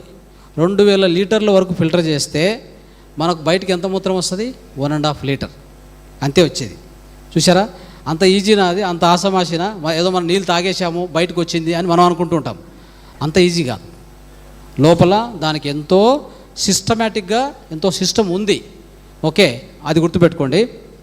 సో కాబట్టి ఈ మూత్రానికి సాంస్క్రిట్లో పేరు ఏమంటే శివంబు. ఏం పేరు? శివంబు. శివ ప్లస్ అంబు. శివ అంటే ఏంటి? మామూలుగా ఏం చెప్తారంటే శివ అంటే ఉపయోగకరము, లేదంటే మనమే శివ. మనం శివనా కాదా? ఎవరికైనా డౌట్ ఉందా ఇక్కడ? మనము ఒకదానికి మాత్రం మన భూమి మీద అంటే ఈ విశ్వంలో ఒకే ఒకదానికి ప్రూఫ్ అవసరం లేదంట. ఏది చెప్పండి? దేనికి ప్రూఫ్ అవసరం లేదు అంటే దేనికి ఎలాంటి సాక్ష్యం అవసరం లేదంట, ఒక్కదానికి మాత్రం. అది ఏంటి అని చెప్పేసి ఒకరు క్వశ్చన్ అడిగారు బాగల్కోట్లో, ఎక్కడో హుబ్లీ అనుకుంటా. సో ఒక మాస్టర్ చెప్తూ ఆ క్వశ్చన్ అడిగాడు. సో నా నుంచి టక్కున ఆన్సర్ వచ్చింది. మిగతా వాళ్ళంతా ఏదో చెప్తున్నారు కానీ ఆన్సర్ రాలేదు. సో అది ఏంటి అంటే చైతన్యం. చైతన్యానికి ప్రూఫ్ కావాలా? అంటే ఇప్పుడు మనం ఇక్కడంతా కూర్చున్నాం, వింటున్నాం, మాట్లాడుతున్నాం, నడుస్తున్నాం, అది చైతన్యానికి ప్రూఫ్ కాదా? అంటే మీలో ఆత్మ చైతన్యం లేకపోతే నడుస్తారా? వింటారా? పోనీ మాట్లాడతారా? ఏమైనా అవుతుందా? తినింది అరుగుతుందా? శ్వాస వస్తుందా? శ్వాస నడుస్తుందా? ఏమీ నడచదు. కాబట్టి మనం జీవంతంగా ఉన్నామంటే ఏంటి అర్థము? దానికి సాక్ష్యమే చైతన్యం లోపల చైతన్యం మన లోపల ఉంది కాబట్టే మనం జీవంతంగా ఉన్నాము, అవునా కదా? కాబట్టి దానికి ప్రూఫ్ కావాలా? No proof. మీరు నిలబడ్డారంటే దీనిలో ఈ లోపల చైతన్యం ఉందని అర్థం. ఒకవేళ పడిపోయి దాన్ని ఏమంటారు, ఒక శవంలాగా పడిపోయి అంటే అప్పుడు చైతన్యం వెళ్ళిపోయింది అని అర్థం, అవునా కదా? సో కాబట్టి ఇది క్వాంటమ్ ఫిజిక్స్లో క్వశ్చన్ అడిగాడు అతను.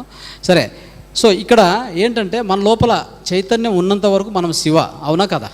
చైతన్యం పోతే శవం అనుకుందాం. శివ అంటే మనలో నుంచి వచ్చే జలం కాబట్టి శివంబు అంటే ఉపయోగకరమైన జలము ఈ శివ నుంచి బయటకు వస్తుంది కాబట్టి ఆ సువర్ణ జలం, దాన్నే శివంబు అని పేరు పెట్టారు. సాంస్క్రిట్లో ఈశ్వరుడు చెప్పేటప్పుడు ఆ పదం చెప్పారు పార్వతికి, అది శివంబు అని పెట్టారు. సో ఇది తయారయ్యేటువంటిది మూత్రాన్ని ఫిల్టర్ చేసి బయటికి పంపించేటువంటి విధానం, కరెక్టే. మూత్రంలో మరి ఏమేమి ఉంటాయి? అసలు కిడ్నీ రక్తాన్ని ఎందుకు వడపోస్తుంది, కిడ్నీ రక్తాన్ని ఎందుకు ఫిల్టర్ చేస్తుంది అని మనం తెలుసుకోవాలి. ఓకే, అందరూ అనుకుంటారు రక్తాన్ని ఫిల్టర్ చేస్తుందంటే ఏదో దాంట్లో ఉండే దాన్ని ఏమంటారు టాక్సిన్స్ని బయటికి పంపిస్తుంది, మన మూత్రంలో అంతా వచ్చేదంతా విషము, ఇవన్నీ అని చెప్తూ ఉంటారు. మరి దానికి ఇంకా వేరే పదాలు ఉన్నాయి, వేరే పేర్లు ఉన్నాయి. ఒక పేరు వచ్చేసి విషాగ్ని, ఇంకో పేరు అమ్రోలి. దేనికి? శివంబుకే ఇవన్నీ పదాలు, పర్యాయ పదాలు. ఏం చెప్పండి? విషాగ్ని, ఇంకోటి అమ్రోలి, ఈ పేర్లు ఉన్నాయి. అమ్రోలి అంటే అమృతము, విషాగ్ని అంటే లోపల ఉన్నటువంటి విషయాలన్నింటినీ అగ్నిలాగా దహిస్తుంది, కాబట్టి దీని పేరు విషాగ్ని, అవునా కదా? సో మరి ఈ విధంగా ఎందుకు పేర్లు పెట్టారంటే, కిడ్నీ ఎప్పుడు కూడా గుర్తుపెట్టుకోండి, మన లోపల ఏదైనా టాక్సిన్స్ ఉంటే మనం తీసుకున్న ఆహారంలో కానీ, శ్వాసించిన గాలిలో కానీ, తాగినటువంటి నీళ్ళలో కానీ ఎలాంటి టాక్సిన్స్ ఉన్నా కానీ ఫస్ట్ ఫిల్టరేషన్ ఎక్కడవుతుంది తెలుసా? లివర్లో అవుతుంది. ఎక్కడవుతుంది? Liver is the first detoxification agent, గుర్తుపెట్టుకోండి. సో ఫస్ట్ డిటాక్సిఫికేషన్ ఏజెంట్ ఏదంటే, ఫస్ట్ డిటాక్సిఫికేషన్ మన దేహంలో ఏదైనా విష పదార్థాలు ఎంటర్ అయితే తినే ఆహారంలో కానీ, తీసుకునే గాలిలో కానీ, తీసుకునే నీరులో కానీ జరిగితే ఫస్ట్ డిటాక్సిఫై చేసేది లివర్, గుర్తుపెట్టుకోండి. ఇది very very very important point. So అది లేకపోతే మనం ఎప్పుడో మన దేహాన్ని వదిలేయాల్సి వస్తుంది. అందుకే లివర్ ప్రాబ్లం అయితే ఏమవుతుంది చెప్పండి? There is no alternative. అర్థమైందా? లివర్ ఏమైనా తొందర అయిందా, ఎంత మొండిదంటే లివరు అది కొద్దిగా ఉన్నా పనిచేస్తూనే ఉంటుంది. సో అది ఉన్నంత వరకు మనం సేఫ్. అది అన్ని విష పదార్థాలను అక్కడి నుంచి నేరుగా అంటే మలంలో నుంచి, పెద్ద పేగు నుంచి బయటికి పంపిస్తుంటుంది. అదొకటో పాయింట్. రెండోది, మనం తీసుకున్న గాలిలో ఏమైనా విషయాలు ఉంటే ఎవరు ఫిల్టర్ చేసేది? లంగ్స్, ఊపిరితిత్తులు, గుర్తుపెట్టుకోండి. ఊపిరితిత్తులు ఏం చేస్తాయి? మనం తీసుకున్న గాలిలో ఏమైనా విషయాలు ఉంటే వాటిని తీసి మళ్ళీ ఉచ్ఛ్వాస ద్వారా బయటికి పంపిస్తుంటాయి. అక్కడ కూడా జరుగుతుంది. హార్ట్ బ్లడ్ను ప్యూరిఫై చేస్తుందా? ప్యూరిఫై చేయదు, పంపు చేస్తుంది. ఏం చేస్తుంది? Pumping. No purification. Purification will happen only at the liver. రెండోది ఎక్కడ? లంగ్స్. ఈ రెండే మనకు ప్యూరిఫై చేసేది రక్తాన్ని, ఇంకెక్కడ ప్యూరిఫికేషన్ ఉండదు. ఓకే, సరే. ఇప్పుడు అంటే రక్తంలో ఉన్నటువంటి మనం తింటాం, ఆహారం తింటాం, ఎలా తింటాం? దానికి కంట్రోల్ లేదు, మితి లేదు. ఏ దొరికితే అది. ఇప్పుడు నైట్ డిన్నరు, ఇంకోసేపు నాకు ఎవరో అయ్యా అక్కడ పోయి మనం ఏదో ఒక టీ తాగుదామంటే ఆ టీ, తర్వాత ఇంకేముంటే అది మనం ఏది అడ్డం వస్తే అదన్నా మనం తీసుకుంటూనే ఉంటాం, తింటూనే ఉంటాం. దానికి ఓ మితి లేదు. అలాంటప్పుడు ఏమవుతుంది? మన దేహంలో, మన రక్తంలో ఎస్పెషల్లీ లవణాలు, సాల్ట్స్ 12 సాల్ట్స్ ఉన్నాయి. తెలుసా అందరికీ? 12 salts: magnesium, calcium, sulphur, zinc, potassium, sodium chloride, so cadmium, iron, copper, ఇలాంటివి 12 లవణాలు మన దేహాన్ని నడిపేది. దీని ఏమంటే 12 సాల్ట్స్ అని చెప్తాం. ఈ 12 లవణాలు కూడా రక్తంలో ఏ పర్సెంటేజ్లో ఉన్నాయి అని ఎవరు చెక్ చేసేది? మనం అనుకున్నట్టుగా ఏదంటే తింటే ఎంత అంటే అంత లవణం, ఏదంటే మెగ్నీషియం లోపల పోవచ్చు, కాల్షియం లోపల పోవచ్చు. దీన్ని ఎవరు స్థిరీకరించేది తెలుసా?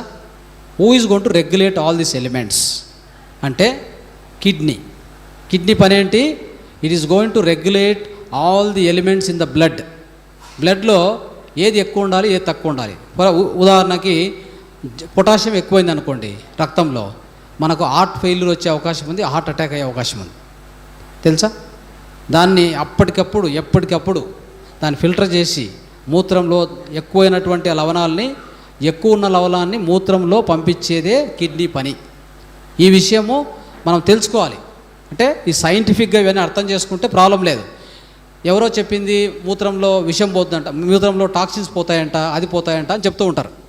ఓకే, అంతవరకే చెప్తారు. కానీ కిడ్నీ పని అది కాదు, లోపల టాక్సిన్స్ బయటికి పంపించేది అది కాదు. కానీ ఒకటేంటంటే మనం తినే ఆహారము, రోజుకు ఒక 10 మాత్రలు ఇట్లా వేసుకుంటా ఉంటే ఆ టాక్సిన్స్ లివర్ కూడా తొలగించలేని పరిస్థితి ఉంటే అప్పుడు మన బ్లడ్లోకి ఎంటర్ అయ్యే అవకాశం ఉంది. ఓకే, అలా ఎంటర్ అయినా కానీ తిరిగి మళ్ళీ మీరు మూత్రం ద్వారా బయటకు వచ్చినా ఆ మూత్రాన్ని తాగినా కూడా మళ్ళీ లివర్ ఏం చేస్తుందంటే లోపలికి మనం తీసుకున్న తక్షణమే దాన్ని ఒక ఆహారంగా స్వీకరించి దాంట్లో ఏవైనా టాక్సిన్స్ ఉంటే అక్కడే తొలగిస్తుంది, మళ్ళీ రక్తానికి రానిచ్చదు. ఓకే, కాకపోతే మీకు అలాంటి మూత్రాన్ని తాగడానికి కష్టమవుతుంది. ఎలాంటి మూత్రాన్ని? ఒక ఏదైనా టాక్సిన్స్ ఎక్కువ బయటకు వస్తే మూత్రంలో తాగేటప్పుడు చాలా చేదు ఉంటుంది. చూడండి, ఎవరైనా మాత్ర వేసుకున్నప్పుడు మీ మూత్రం తాగితే ఎలా అనిపిస్తుంది చెప్పండి? చేదుగా ఉంటుందా ఉండదా? చాలా చేదు ఉంటుంది. ఎందుకంటే మనం ఏం తాగుతామో, మనం ఏం తింటామో, సో దాంట్లోంచి వచ్చే లవణాలు అన్నీ కలిపే మూత్రంలో వచ్చేది. అయితే ఎంత లవణాలు ఉండాలి, ఎంత ఉండకూడదు అనేది కిడ్నీకి పర్ఫెక్ట్ క్యాలిక్యులేషన్ ఉంది. సో ఆ విధంగానే కిడ్నీ ఏం చేస్తుందంటే ఎంత కావాలో అంత ఉంచి బయటికి పంపిస్తూ ఉంటుంది. సో ఇలాగా అన్ని రకాల సాల్ట్స్ని పెట్టి బయటికి పంపించేటువంటిది కిడ్నీ బయటికి పంపిస్తుంది కదా. ఈ జలము ఈ ప్రపంచంలో యా ఫ్యాక్టరీ ప్రొడ్యూస్ చేయలేదు. ఈ విషయం తెలుసా మీకు? ఈ అవగాహన ఉందో లేదో కానీ ఏ ఫ్యాక్టరీ ఈ భూగోళం మీద ఏ ఫ్యాక్టరీ లేదు. దేన్ని అన్ని లవణాలు ఉంచి ఒక అమృతమైన జలాన్ని బయటికి తయారు చేసేటువంటి యంత్రం కానీ మెషినరీ కానీ ఏది లేదు. మన కిడ్నీ మాత్రమే భగవంతుడు ఆ విధంగా సృష్టించాడు. అర్థమైందా? సో కాబట్టే ఆ వచ్చే జలంలో అన్ని లవణాలు ఉంటాయి. దాంతోపాటు ఇంకా చెప్తాను, విటమిన్సు, ఎంజైమ్సు, హార్మోన్సు అన్నీ ఉంటాయి. ఎస్పెషల్లీ మేము ఏం చేస్తామంటే పొద్దున వచ్చేటువంటి మూత్రాన్ని ఎట్టి పరిస్థితుల్లో మిస్ కావద్దని చెప్తాం. పొద్దున వచ్చే మూత్రం దాని స్పెషాలిటీ ఏంటి అని తెలుసుకుందాం.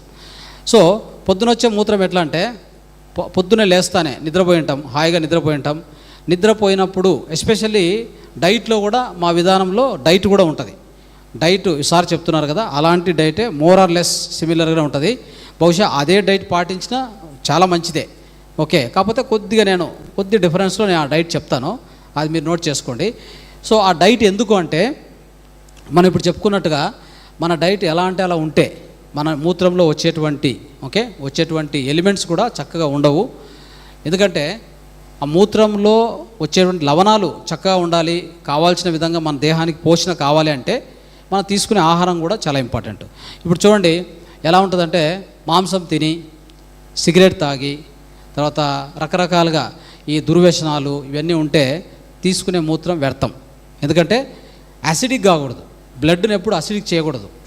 మాంసం తిన్నా బ్లడ్ అసిడిక్ అవుతుంది, తర్వాత ఆల్కహాల్ తాగినా బ్లడ్ అసిడిక్ అవుతుంది. అలాంటి దాన్ని వడపోసినప్పుడు మీకు బయట వచ్చే మూత్రం కూడా అలానే ఉంటుంది, అసిడిక్గానే ఉంటుంది. మూత్రం ఎప్పుడు అసిడిక్గా ఉండకూడదు, మూత్రం వచ్చేసి ఎప్పుడు కూడా ఆల్కలైన్గా ఉండాలి. అది మొదటి సూత్రం. దానికి కొంత డైట్ పాటించాలి. తర్వాత ఒకరోజు పడుకునే ముందు ఉన్నటువంటి మూత్రాన్ని మొత్తాన్ని, అంటే మన డైట్ బాగుంటే ఆ మూత్రాన్ని మొత్తం తాగేసి పడుకోవచ్చు ఒకటి, లేదంటే దాన్ని పడేయచ్చు కూడా. సో ఆ టైంలో పడుకునే ముందు ఒక రెండు గ్లాసులు కొద్దిగా వేడి నీళ్ళు, అంటే మన యొక్క బాడీ టెంపరేచర్ దాని ఏమంటారు, గోరువెచ్చని నీళ్ళు అంటాం, అది తాగి హాయిగా పడుకోవచ్చు. అది ఒక 10 కల్లా పడుకోవాలి. 6:30, 7 కల్లా ఆహారం తినేయాలి. దానిపైన ఆహారము అలౌ చేయకూడదు ఎప్పుడు కూడా. ఓకే, అట్లా చేసినప్పుడు పొద్దునొచ్చే మూత్రం ఏ విధంగా కూడా ఎక్కువ స్మెల్ ఉండదు. మూత్రంలో స్మెల్ వస్తుంది అంటే కారణం ఏంటంటే మనం ఎక్కువ స్పైసెస్ తింటాము, ఎక్కువగా ఎక్కువ ఉప్పు తినడం కానీ ఇలాంటివి చేసింటాం. అంటే మనం తినే ఆహారం సరిగా ఉండిండదు, అది సరైన పౌష్టికాహారం కానీ లేకపోతే ఫ్రెష్ ఉండే ఫుడ్ తినలేదని అర్థం. అప్పుడే మూత్రంలో కొద్ది స్మెల్ వస్తుంది.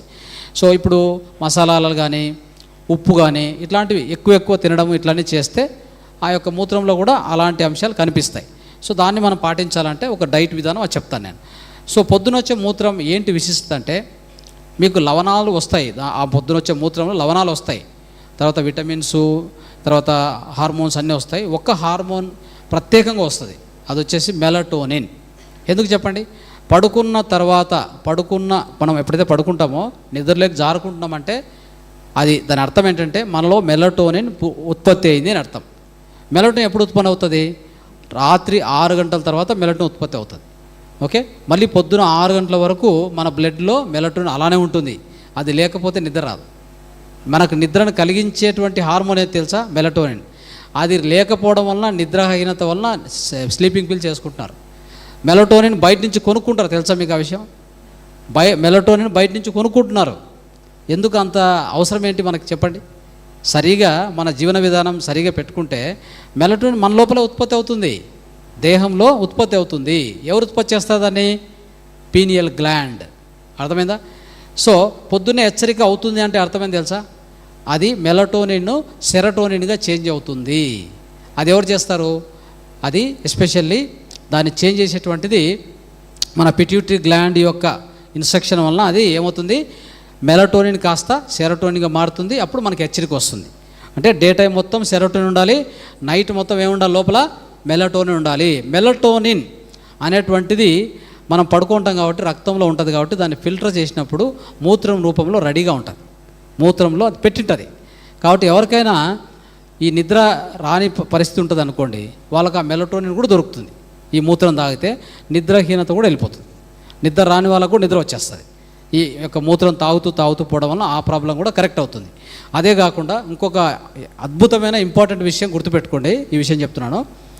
ఈ యొక్క మూత్రం యొక్క విశిష్టత ఏంటంటే మీ దేహం యొక్క బయోడేటా మొత్తం ఉంటుంది.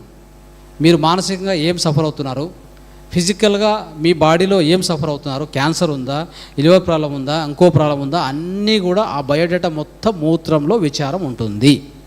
ఇది very very very important point.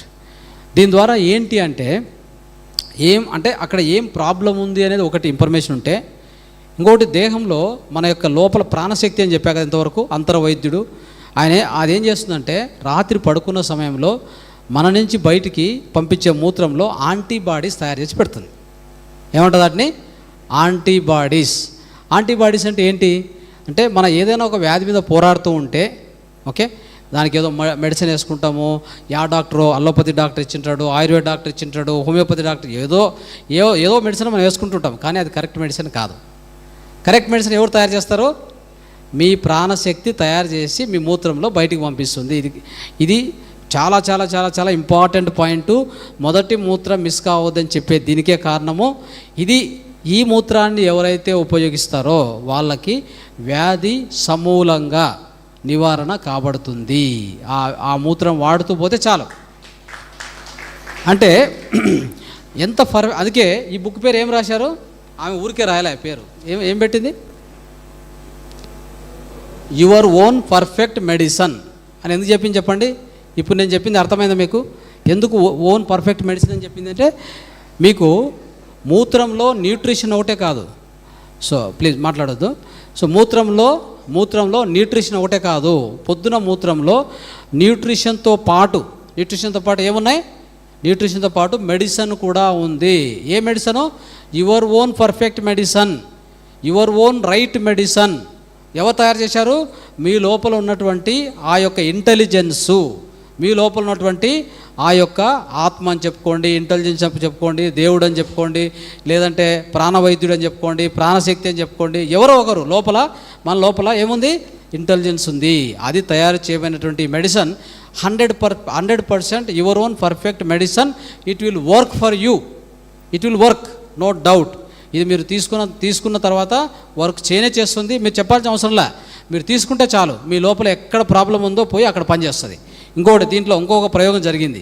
సరే, మూత్రం వచ్చింది. ఒక ప్రయోగం ఎలా చేశారంటే ఆ మూత్రాన్ని ఈ గొంతులో పంపించకుండా ఒక పైప్ ద్వారా ఈ కడుపులోకి వదిలి చూస్తే ఆ వ్యాధి నయం కాల. ఎందుకు అని చెప్పి మళ్ళీ ప్రయోగం దాన్ని తెలిసింది ఏంటంటే, ఎప్పుడైతే నోట్లో మూత్రం వేసుకున్నాక ఎలా ఉంటుందో తెలుసా? నోట్లో మూత్రం వేసుకున్న తర్వాత మనము కొద్దిగా అంటే ఒక గుటిక తాగాలి.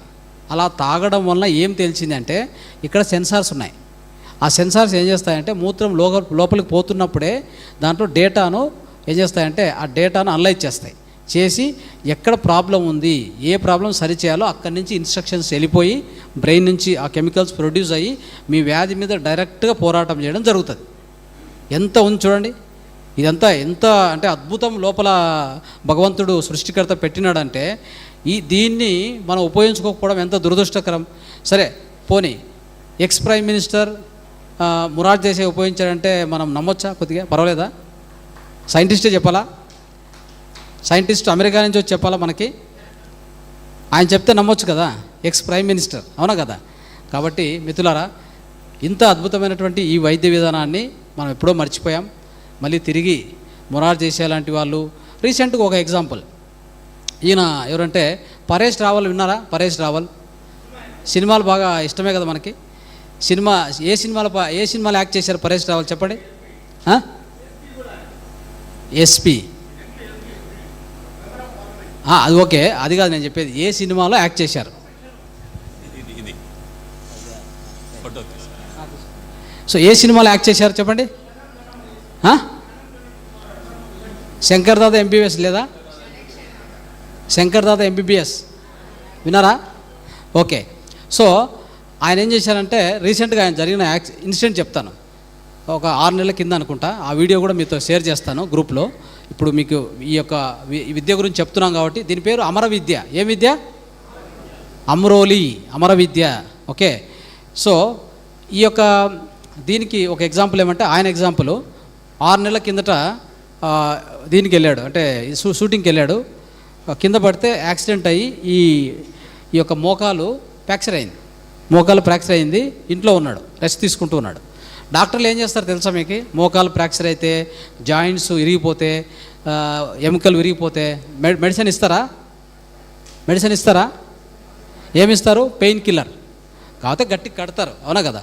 ఈ ఎముక ఆ ఎముక దగ్గరికి పెట్టి కట్టేస్తారు, కొద్దిగా గట్టిగా చుడతారు. తర్వాత దానికేం మెడిసిన్ ఉండదు, ఏముంటుంది? పెయిన్ కిల్లర్స్ ఇస్తారు, ఎందుకంటే పెయిన్ ఎక్కువ ఉంటుంది కదా. అంతే, వాళ్ళు ఇచ్చే వైద్యం అంతే. ఇక్కడనే అర్థమైందా మీకు ఎవరు హీల్ చేస్తారు దాన్ని అని చెప్పి? ఎవరు హీల్ చేసేది? బాడీలో ఎవరు ఉండేది? ప్రాణవైద్యుడు. ఆ ప్రాణశక్తియే నిజమైన వైద్యుడు. Okay, is the truth doctor, is the true physician. Okay, సరే. ఆయన ఏమైందంటే ఇంట్లో ఉన్నాడు, రెస్ట్ తీసుకుంటున్నాడు. అజయ్ దేవగన్ ఫాదర్ వెళ్ళాడు ఇంటికి. వెళ్ళి ఏమైంది? క్యా హోగా ఆప్కో, నీకు ఇంజర్ క్యా హోగా అంటే हमका ये नी इंजर हो गया, उसके लिए हम रेस्ट में हैं, सो आप रेस्ट लेता है. कितना दिन बोले आप डॉक्टर्स को? 3 मंथ बोले सर. 3 मंथ रेस्ट को बोले. ओ 3 मंथ वो नहीं चाहिए, आप एक जरूर करता है तो हम बोलेंगे आपको. आप जरूर करता है तो हम बोलेंगे. क्या वो? बोलो सर, बोलो साहब, हम जरूर करेंगे. आप बोलता है तो हम जरूर करेंगे, नो प्रॉब्लम. आप एक काम करो, आपका पी अरे आपका यूरिन बहुत सुबह आप पीना, 15 डेज पीना, बस जस्ट 15 डेज पीना आपका यूरिन को, वो बस है. ओके जी, हम जरूर पिएंगे, नो प्रॉब्लम. 15 డేస్ ಅವ್ರು ಏನು ಮಾಡಿದ ಅಂದರೆ, సారీ కన్నడ వచ్చేస్తా. సో 15 రోజులు ఏం చేశాడంటే, 15 రోజులు నేను ఖచ్చితంగా చేస్తాను, మీరు చెప్పండి అంటే ఆయన చెప్పాడు, నీ ఓన్ మూత్రం, పొద్దున్నే మూత్రం మిస్ కాకుండా 10 రోజులు తాగమని చెప్పాడు. ఫస్ట్ ఒక 5 డ్రాప్లు వదిలేయండి, లాస్ట్లో 5 డ్రాప్లు వదిలేయండి, మధ్యలో ఆ యొక్క యూరిన్ను ఒక గ్లాస్ బాటిల్లో కానీ, ప్లాస్టిక్ ఉపయోగించకూడదు. ఓకే, చూడండి, గ్లాస్ బాటిల్ అంటే ఇది చూసారా? ఇది నేను ఎక్కడ పోయినా కానీ దీన్ని క్యారీ చేస్తాను కంపల్సరీ. అంటే పొద్దున్నే ఆ మూత్రాన్ని, మిగతా టైంలో ఫ్రీగా ఉంటే అది కూడా తాగుతాను, లేదంటే పొద్దున మూత్రం మిస్ కాకూడదు కాబట్టి ఇది కంపల్సరీ ఉంటుంది. తాగేటప్పుడు కూడా ఎప్పుడు కూడా మంచి రిజల్ట్ రావాలంటే దీంట్లో ఈ యొక్క జలనీతి మాదిరి మనం చేస్తాం కదా, ఇలాగా తాగడం అనమాట. అంటే ఒక 100 ml పోసుకుంటే ఒకవైపు, ఇంకో 100 ml ఈ వైపు, ఎంత వస్తే అంత మొత్తం తాగేయచ్చు.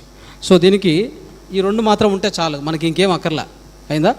సో ఒక్క నిమిషం కంప్లీట్ చేస్తాను. ఇప్పుడు ఏమైందంటే ఆయన 15 రోజులు మొత్తం ఆయన తాగాడు. ఆ టైంలో మాంసం తినకూడదు, ఆయన చెప్పిన కండిషన్స్: మాంసం తినకూడదు, తర్వాత జరదా వేసుకోకూడదు, తర్వాత ఆల్కహాల్ తాగకూడదు, సిగరెట్ తాగకూడదు అని చెప్పేశాడు. ఓకే జీ, हम कोई नहीं करेंगे, हम आप हमारा यूरिन को हम पिएंगे. Okay, done. 15 డేస్ తర్వాత ఏం జరిగిందంటే, ఆయన చెకప్ పోయాడు. పోతే లోపల మొత్తం సెట్ అయిపోయింది. సిమెంటింగ్ అయిపోయింది పూర్తిగా. డాక్టర్కి ఆశ్చర్యమైంది, ఏం చేశావు ఇంత తొందరగా 3 నెలలు పట్టేది 15 రోజుల్లో అయిపోయింది కదా అని చెప్పేసి ఆయనకు ఆశ్చర్యమైంది. ఈయన 15 రోజుల తర్వాత లేచి మళ్ళీ ఆయన పని ఆయనకి వెళ్ళిపోయాడు. సో ఇది ఆయన ఎక్స్పీరియన్స్ను ఒక వీడియో ద్వారా రిలీజ్ చేశాడు. ఇది ఎంత అంటే ఈ సెలబ్రిటీస్ ఎవరు చెప్పరు బయటికి.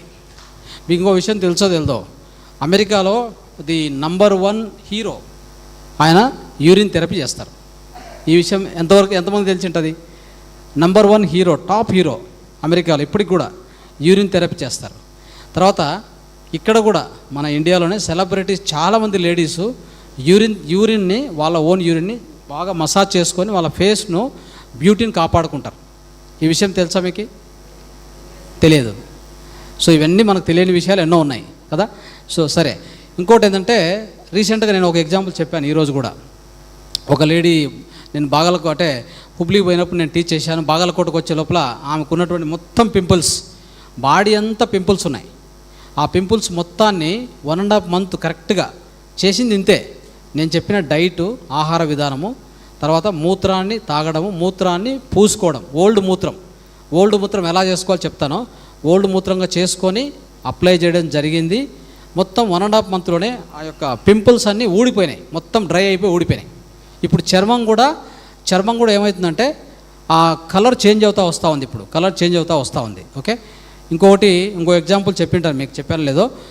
సో ఈ యొక్క అంటే పాదానికి సోరియాసిస్ వచ్చి 3 ఆపరేషన్లు అవి కూడా తగ్గల, మణిపాలు అంతా తిరిగి వచ్చాడు ఆయన.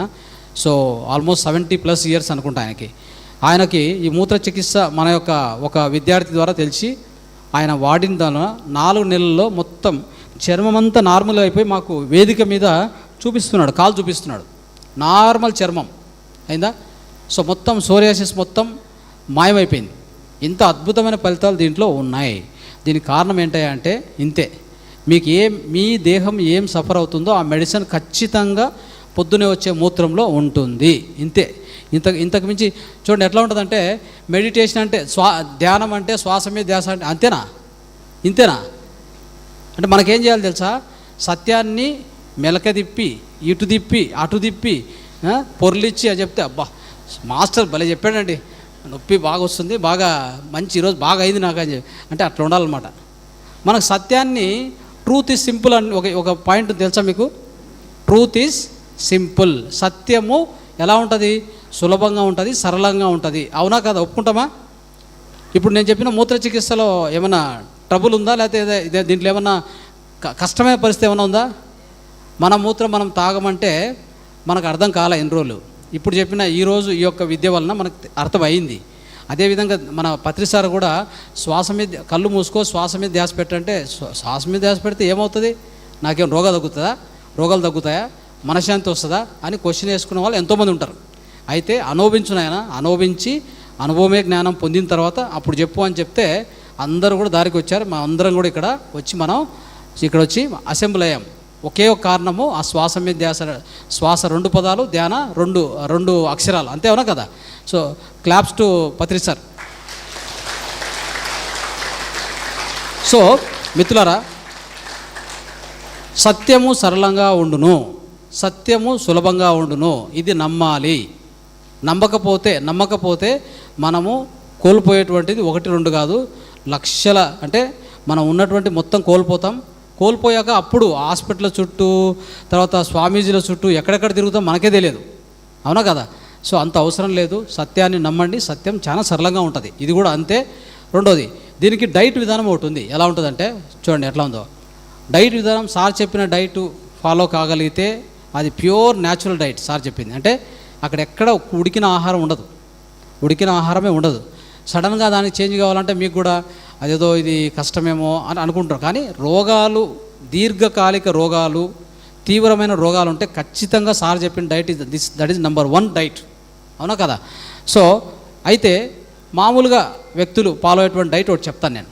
పొద్దున్నే మనం ఇంకోటి గుర్తుపెట్టుకోండి, రాత్రి 7 గంటలకు 6 నుంచి 7 గంటలకు ఆహారం ఆపేస్తే పొద్దున 10 గంటల వరకు ఏమి తినకూడదు. No food at all. ఎందుకు చెప్పండి?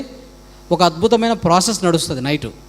దాని పేరు వచ్చేసి ఆటోఫాగీ ఎప్పుడు నడుస్తుందో తెలుసా? ఆటోఫాగీ అంటే ఎవరు తెలుసు? ఎంతమంది తెలుసు ఇక్కడ? హ్యాండ్ ఎత్తండి. ఓకే, తక్కువ మందికే తెలుసు. ఆటోఫ్యాగీ అంటే ఏంటంటే self eating. Okay, self eating, self cleaning అని కూడా చెప్పుకోవచ్చు మనం. ఏంటిదంటే దీనికి 2016లో సో ఒషినోరి డాక్టర్ ఒషినోరి అని చెప్పి ఆయనకు నోబెల్ ప్రైజ్ వచ్చింది. ఏ దానికోసమో, ఈ యొక్క ఆటోఫ్యాగీ అనే దాన్ని కనిపెట్టిన దానికి. ఏంటి ఇది అంటే చూస్తే, దేహానికి మనం ఇచ్చే ఇన్పుట్ కంటిన్యూగా 8 గంటలు ఇవ్వకపోతే మన దేహానికి అర్థమవుతుంది, ఏం తెలుసా, ఇంకేమి రావట్లేదు, నేను క్లీనింగ్ చేసుకుందామని చెప్పి వెళ్ళిపోతుంది. మనం ఏం చేస్తామంటే రాత్రి 10కి తిని పొద్దున్నే 7 కల్లా రెడీగా ఉంటాం మళ్ళీ తినేకి. అవునా కదా?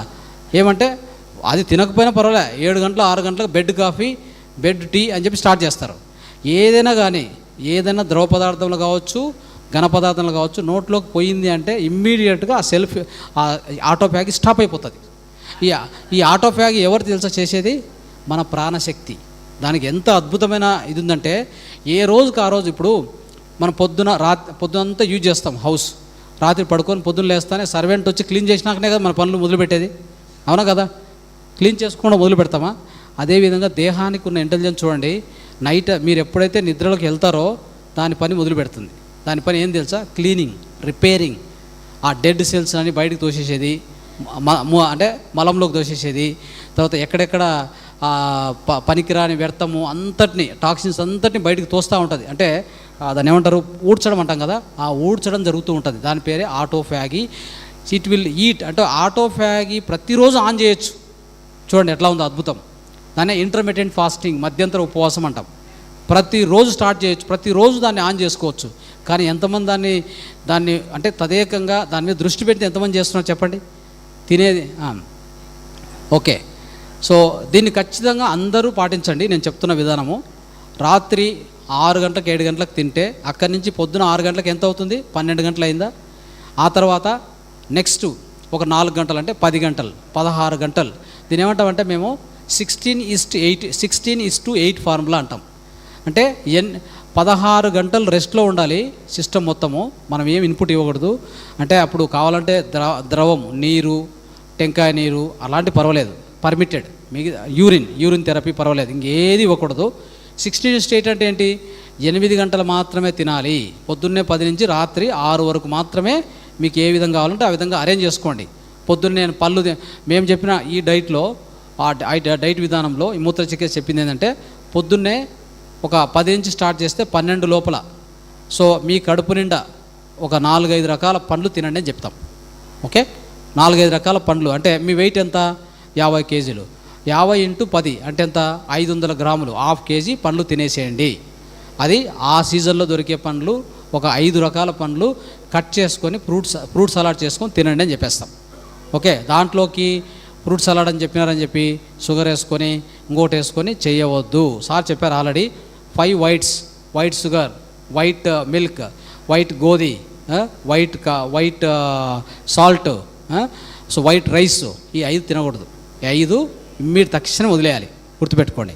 సో ఇలా చేసినప్పుడు ఏమవుతుందంటే, ఒక విషయం చెప్తున్నాను ఇక్కడ, మనం ఎప్పుడైతే ఆ యొక్క సలాడ్ను తయారు చేసుకుంటామో దాన్ని కావాలంటే కొద్దిగా ఈ తేనె వేసుకోవచ్చు, కొద్దిగా తేనె వేసుకోవచ్చు, తాటి బెల్లం అట్లాంటి కావాలంటే మీకు కావాలంటే, లేకుంటే అది కూడా అక్కర్లేదు. అలానే ఫ్రూట్స్ తినేయండి, కాంబినేషన్గా తినేయండి. అది అయిపోయింది. మళ్ళీ 1:30-2 ఆ ప్రాంతంలో మీరు మామూలుగా ఫస్ట్ ఏం చేయాలంటే 2 ప్లేట్లు చేసుకోవాలి. ఫస్ట్ ప్లేట్ వచ్చేసి గ్రీన్ ప్లేట్, రెండో ప్లేట్ వచ్చేసి కుక్కుడు ప్లేట్. గ్రీన్ ప్లేట్లో ఏముండాలంటే మీరు వెజిటబుల్స్ అంటే తాజా వెజిటబుల్స్, కూరగాయలు ఒక 4 అనుకోండి. కుకుంబరు, బీట్రూటు, క్యారెటు, ఇంకేదైనా ఒకటి, క్యాబేజీ ఏదైనా, దాన్ని ముక్కలుగా. మీ వెయిట్ ఎంత ఉంది? 50 కేజీలు. దానికి 5 రెట్లు అంటే 250 గ్రాములు ఒక సలాడ్ తీసుకొని అదొక ప్లేట్. దాని పేరు ఏమంటారంటే గ్రీన్ ప్లేట్ అంటాం. ఆ గ్రీన్ ప్లేట్ ఒకటి చేసుకోండి. ఆ గ్రీన్ ప్లేట్ ఫస్ట్ తినేసేయండి. ఇప్పుడు 1-1:30 ఆ టైంలో. తర్వాత మీరు వండుకున్న ఆహారం ఏదో అంటే ఎస్పెషల్లీ ఈ చపాతి తినొద్దండి. చపాతి ఫస్ట్ వదిలేయండి. ఎంతమంది తింటారు ఇక్కడ చపాతి? చేయొద్దండి. ఓ డాక్టర్లకు బాగా సాయం చేస్తారు మీరైతే. డాక్టర్లకు సాయం చేయడానికి అది చెప్తాను. ఓకే, సో ఈ చపాతి తినేవాళ్ళు డాక్టర్లకు ఒక ప్రీతి అయినటువంటి వాళ్ళు అనమాట. ఓకే, అంటే ఎంతో ఇష్టమైన వాళ్ళు డాక్టర్లకి. ఓకే, కాబట్టి ఎవరైనా ఆ చపాతి తింటూ ఉంటే నెక్స్ట్ డాక్టర్ను మీరు కలుసుకోవాల్సి వస్తుంది ఖచ్చితంగా. సో ఈ చపాతి తయారయ్యేది గోధి, ఎస్పెషల్లీ చెప్తున్నా, దాంట్లో గోధిలో గ్లూటమిన్ అని చెప్పి ఒకటి ఉంటుంది.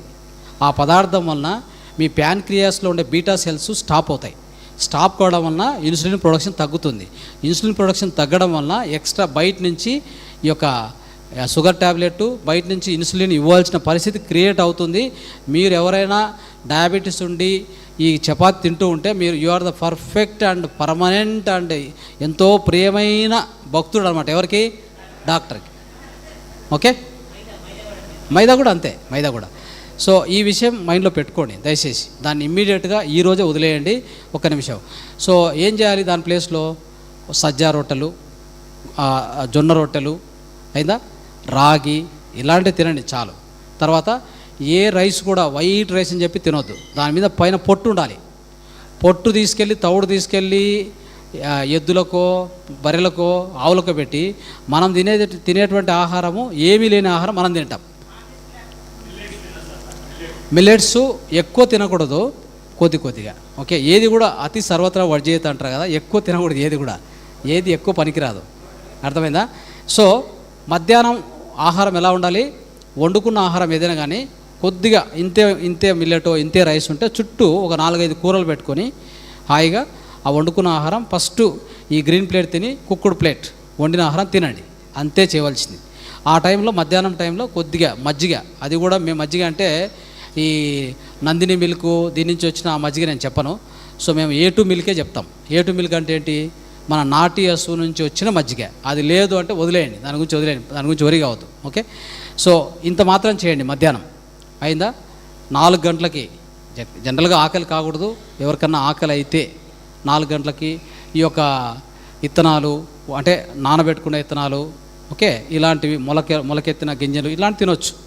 ఇక నైటు క్యాన్సర్ పేషెంట్ అట్లా వాళ్ళు ఉంటే నైటు ఈ సార్ చెప్పినటువంటి సహజంగా ఆహారమే తినాలి night. No cooked food at all night time.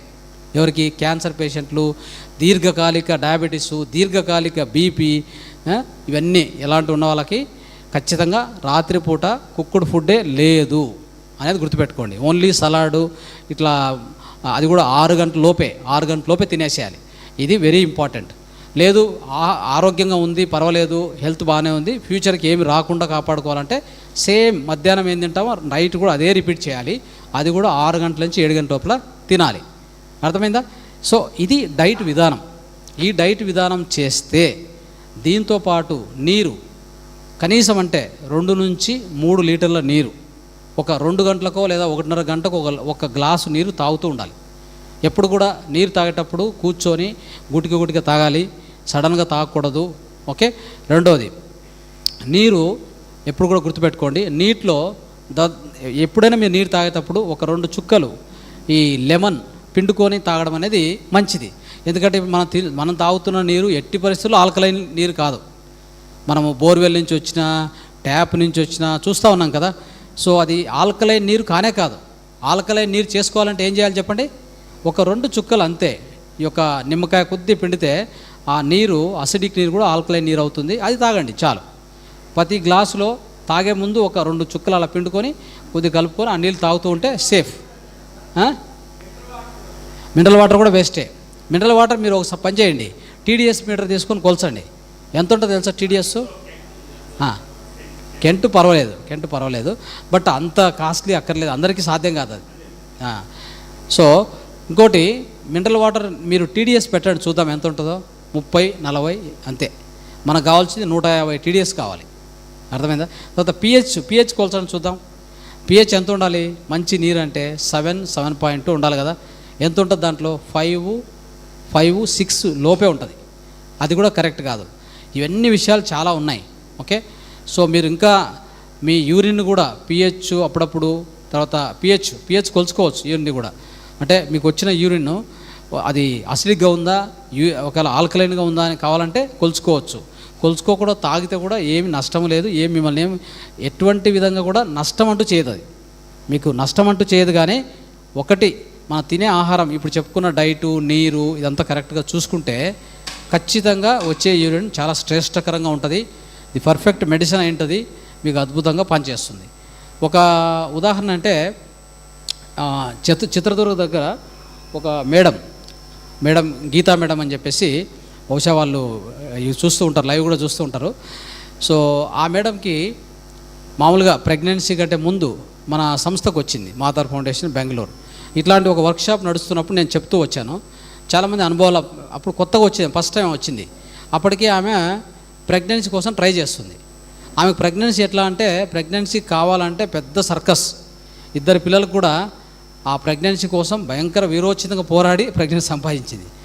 సరే అని చెప్పేసి అనుకున్నారు, ప్రెగ్నెన్సీ వస్తే బాగుంటుంది అంటే ఇంకొక పిల్లోడు కావాలని చెప్పేసి. అది సాధ్యమవుదని వాళ్ళకి తెలుసు, అసాధ్యమని. సరే అని చెప్పి ఆ యూరిన్ చెప్పిన విధానం అంతా వినింది. అప్పుడు ఈ యొక్క ఇన్ఫెర్టిలిటీ అంటే పిల్లలు సంతానహీనత గురించి ఈ యొక్క యూరిన్ థెరపీ ఎలా హెల్ప్ చేస్తుందని ఒక సెషన్ ఇచ్చాం. ఆమె పోయాక ట్రై చేస్తూ వచ్చింది. ఒక 2 నెలలు అనుకుంటా ట్రై చేశాక ఎందుకో ఆమెకు డౌట్ వచ్చింది, పీరియడ్ ఆగిపోవడం అదంతా. ఇదేంది ఇట్లా అని చెప్పేసి పోయి చెక్ వాళ్ళ డౌట్ యాక్చువల్గా అది రాదు అని పోయి చెక్ చేస్తే ప్రెగ్నెన్సీ కన్ఫర్మ్ అయిందా. ఆమెకు ఆశ్చర్యమైంది, నేను ఏమీ ట్రై చేయకుండా ఇది ఎట్లా అయింది అనేది ఒక ఆశ్చర్యం ఆమెకి. సరే అయింది, ఇంకా దాన్ని అట్లే నిలబెట్టాలి కదా అని చెప్పి అందరూ ఇంట్లో వాళ్ళు కూడా హ్యాపీగా నిలబెట్టుకున్నారు. కంటిన్యూ అయింది. ఆమె చూడండి లాస్ట్ డే వరకు కూడా జూమ్ సెషన్స్ ఆమె ఒక పూర్తి మధ్యాహ్నం 3 గంటల నుంచి 4:30 వరకు ఒక సెషన్ ఉంటుంది కన్నడ మంది. ఆ సెషన్ పూర్తి బాధ్యత ఆమె. ఎంతవరకు అంటే పొద్దునుంచి రాత్రి వరకు కూడా అన్ని పనులు చేసుకుంటూ, ఇంకా పిల్లలు ఉన్నారు వాళ్ళని చూసుకుంటూ, కానీ వాళ్ళ ఇంట్లో అంటే అన్ని వంటలు ఉండేది అన్నీ ఆమె చేసుకుంటూ ఇంటి పనులు చేసుకుంటూ లాస్ట్ ఇంకా డెలివరీ డేటు ఆమె ఇంకోటి ఐరన్ ఇచ్చారు, ట్యాబ్లెట్ కాల్షియం ఇచ్చారు, ఒక్కటి వేసుకోవాలా, ఏ ట్యాబ్లెట్ జోలికి పోలా. యూరిన్ థెరపీ, మనం ఇచ్చిన డైటు, తర్వాత మెడిటేషన్, రోజుకు 2 గంటలు 3 గంటలు మెడిటేషన్, ఇంతే ఇంకా ఆమె పని ఇంతే. తర్వాత క్లాసులు కండక్ట్ చేయడం, ప్రతిరోజు కూడా క్లాసు 3 నుంచి 4:30. లాస్ట్ రేపు డెలివరీ ఆ క్లాస్లో అది లాగిన్ అయింది, హోస్ట్గా పనిచేస్తుంది. నొప్పులు వస్తే అప్పుడు హాస్పిటల్కి పోయింది, అర్థమైందా. సో హాస్పిటల్కి పోయి నెక్స్ట్ డే అనుకుంటా రాత్రికల్లా న్యాచురల్ డెలివరీ అయిపోయి, బాబు కూడా మొన్న నేమింగ్ సెరమనీకి నన్ను పిలిచారు. ఆ రోజు ఇట్లాంటి కార్యక్రమం పెద్దది అరేంజ్ చేశారు వాళ్ళ ఊర్లోనే. నేను పోయి మళ్ళీ అక్కడ స్పీచ్ ఇవ్వడం జరిగింది. సో ఆ బాబు సమగ్ర స్వాస్థ్య బాయ్ అనమాట. అంటే ఆమెకు ధ్యానంలో కూడా ఎన్నో అనుభవాలు. పత్రిసారి కూడా ఒక వారం ముందే వచ్చి ఆమెకి సిగ్నల్ ఇవ్వడం కానీ అవన్నీ ఆమె అనుభవించింది బాగా. అంటే సక్సెస్ఫుల్గా ఎలాంటి ఆపరేషన్ లేకుండా న్యాచురల్ డెలివరీతో అవ్వడానికి ఆ మూత్ర థెరపీ, ఆమె చేసిన ధ్యానము. అందుకే చెప్తున్నా, శివుడు పార్వతికి కూడా చెప్పినటువంటి ఆ యొక్క 107 శ్లోకాల్లో మొదటి శ్లోకం దయచేసి అందరూ చదవండి. ఇది డమరతంత్రం. ఏం చెప్పాడంటే, ఎవరైతే ఈ మూత్ర చికిత్సను కంటిన్యూగా చేస్తూ ఉంటారో వాళ్ళకి ధ్యానము అద్భుతంగా అవుతుంది అని చెప్పాడు. ధ్యానం గురించే విశిష్టంగా చెప్పడం జరిగింది. ఈ విషయం దాంట్లో ఉంది. ఇవన్నీ ఎవరు చదవాలి? మన పిల్లలకి ఎవరు చెప్పాలి? మన స్కూల్ నుంచి చెప్పాలి, కాలేజీ నుంచి చెప్పాలి, ఎక్కడా లేదు, అంతా మాయమైపోయింది. నేను అదే చెప్పాను కదా, మనం ఎవరు? RNI, resident non Indians. Okay, ఒప్పుకోవచ్చా? రెసిడెంట్ నాన్ ఇండియన్స్ అంటే ఉండడానికి శరీరంతో ఇక్కడ ఉన్నాం, బట్ మనము ఇండియన్స్ కాదు. అయిందా? సో ఈ విషయం మీద మనం దృష్టి పెట్టి ఇలాంటి విద్యను, అమర విద్యను పిల్లలకి, ఈ యొక్క విద్యను దీన్ని ఎట్లా తెలుసా, ఆ బాబుకి పుట్టాడు కదా, పుట్టినప్పటి నుంచే డ్రాప్ వేయడం మొదలుపెట్టారు.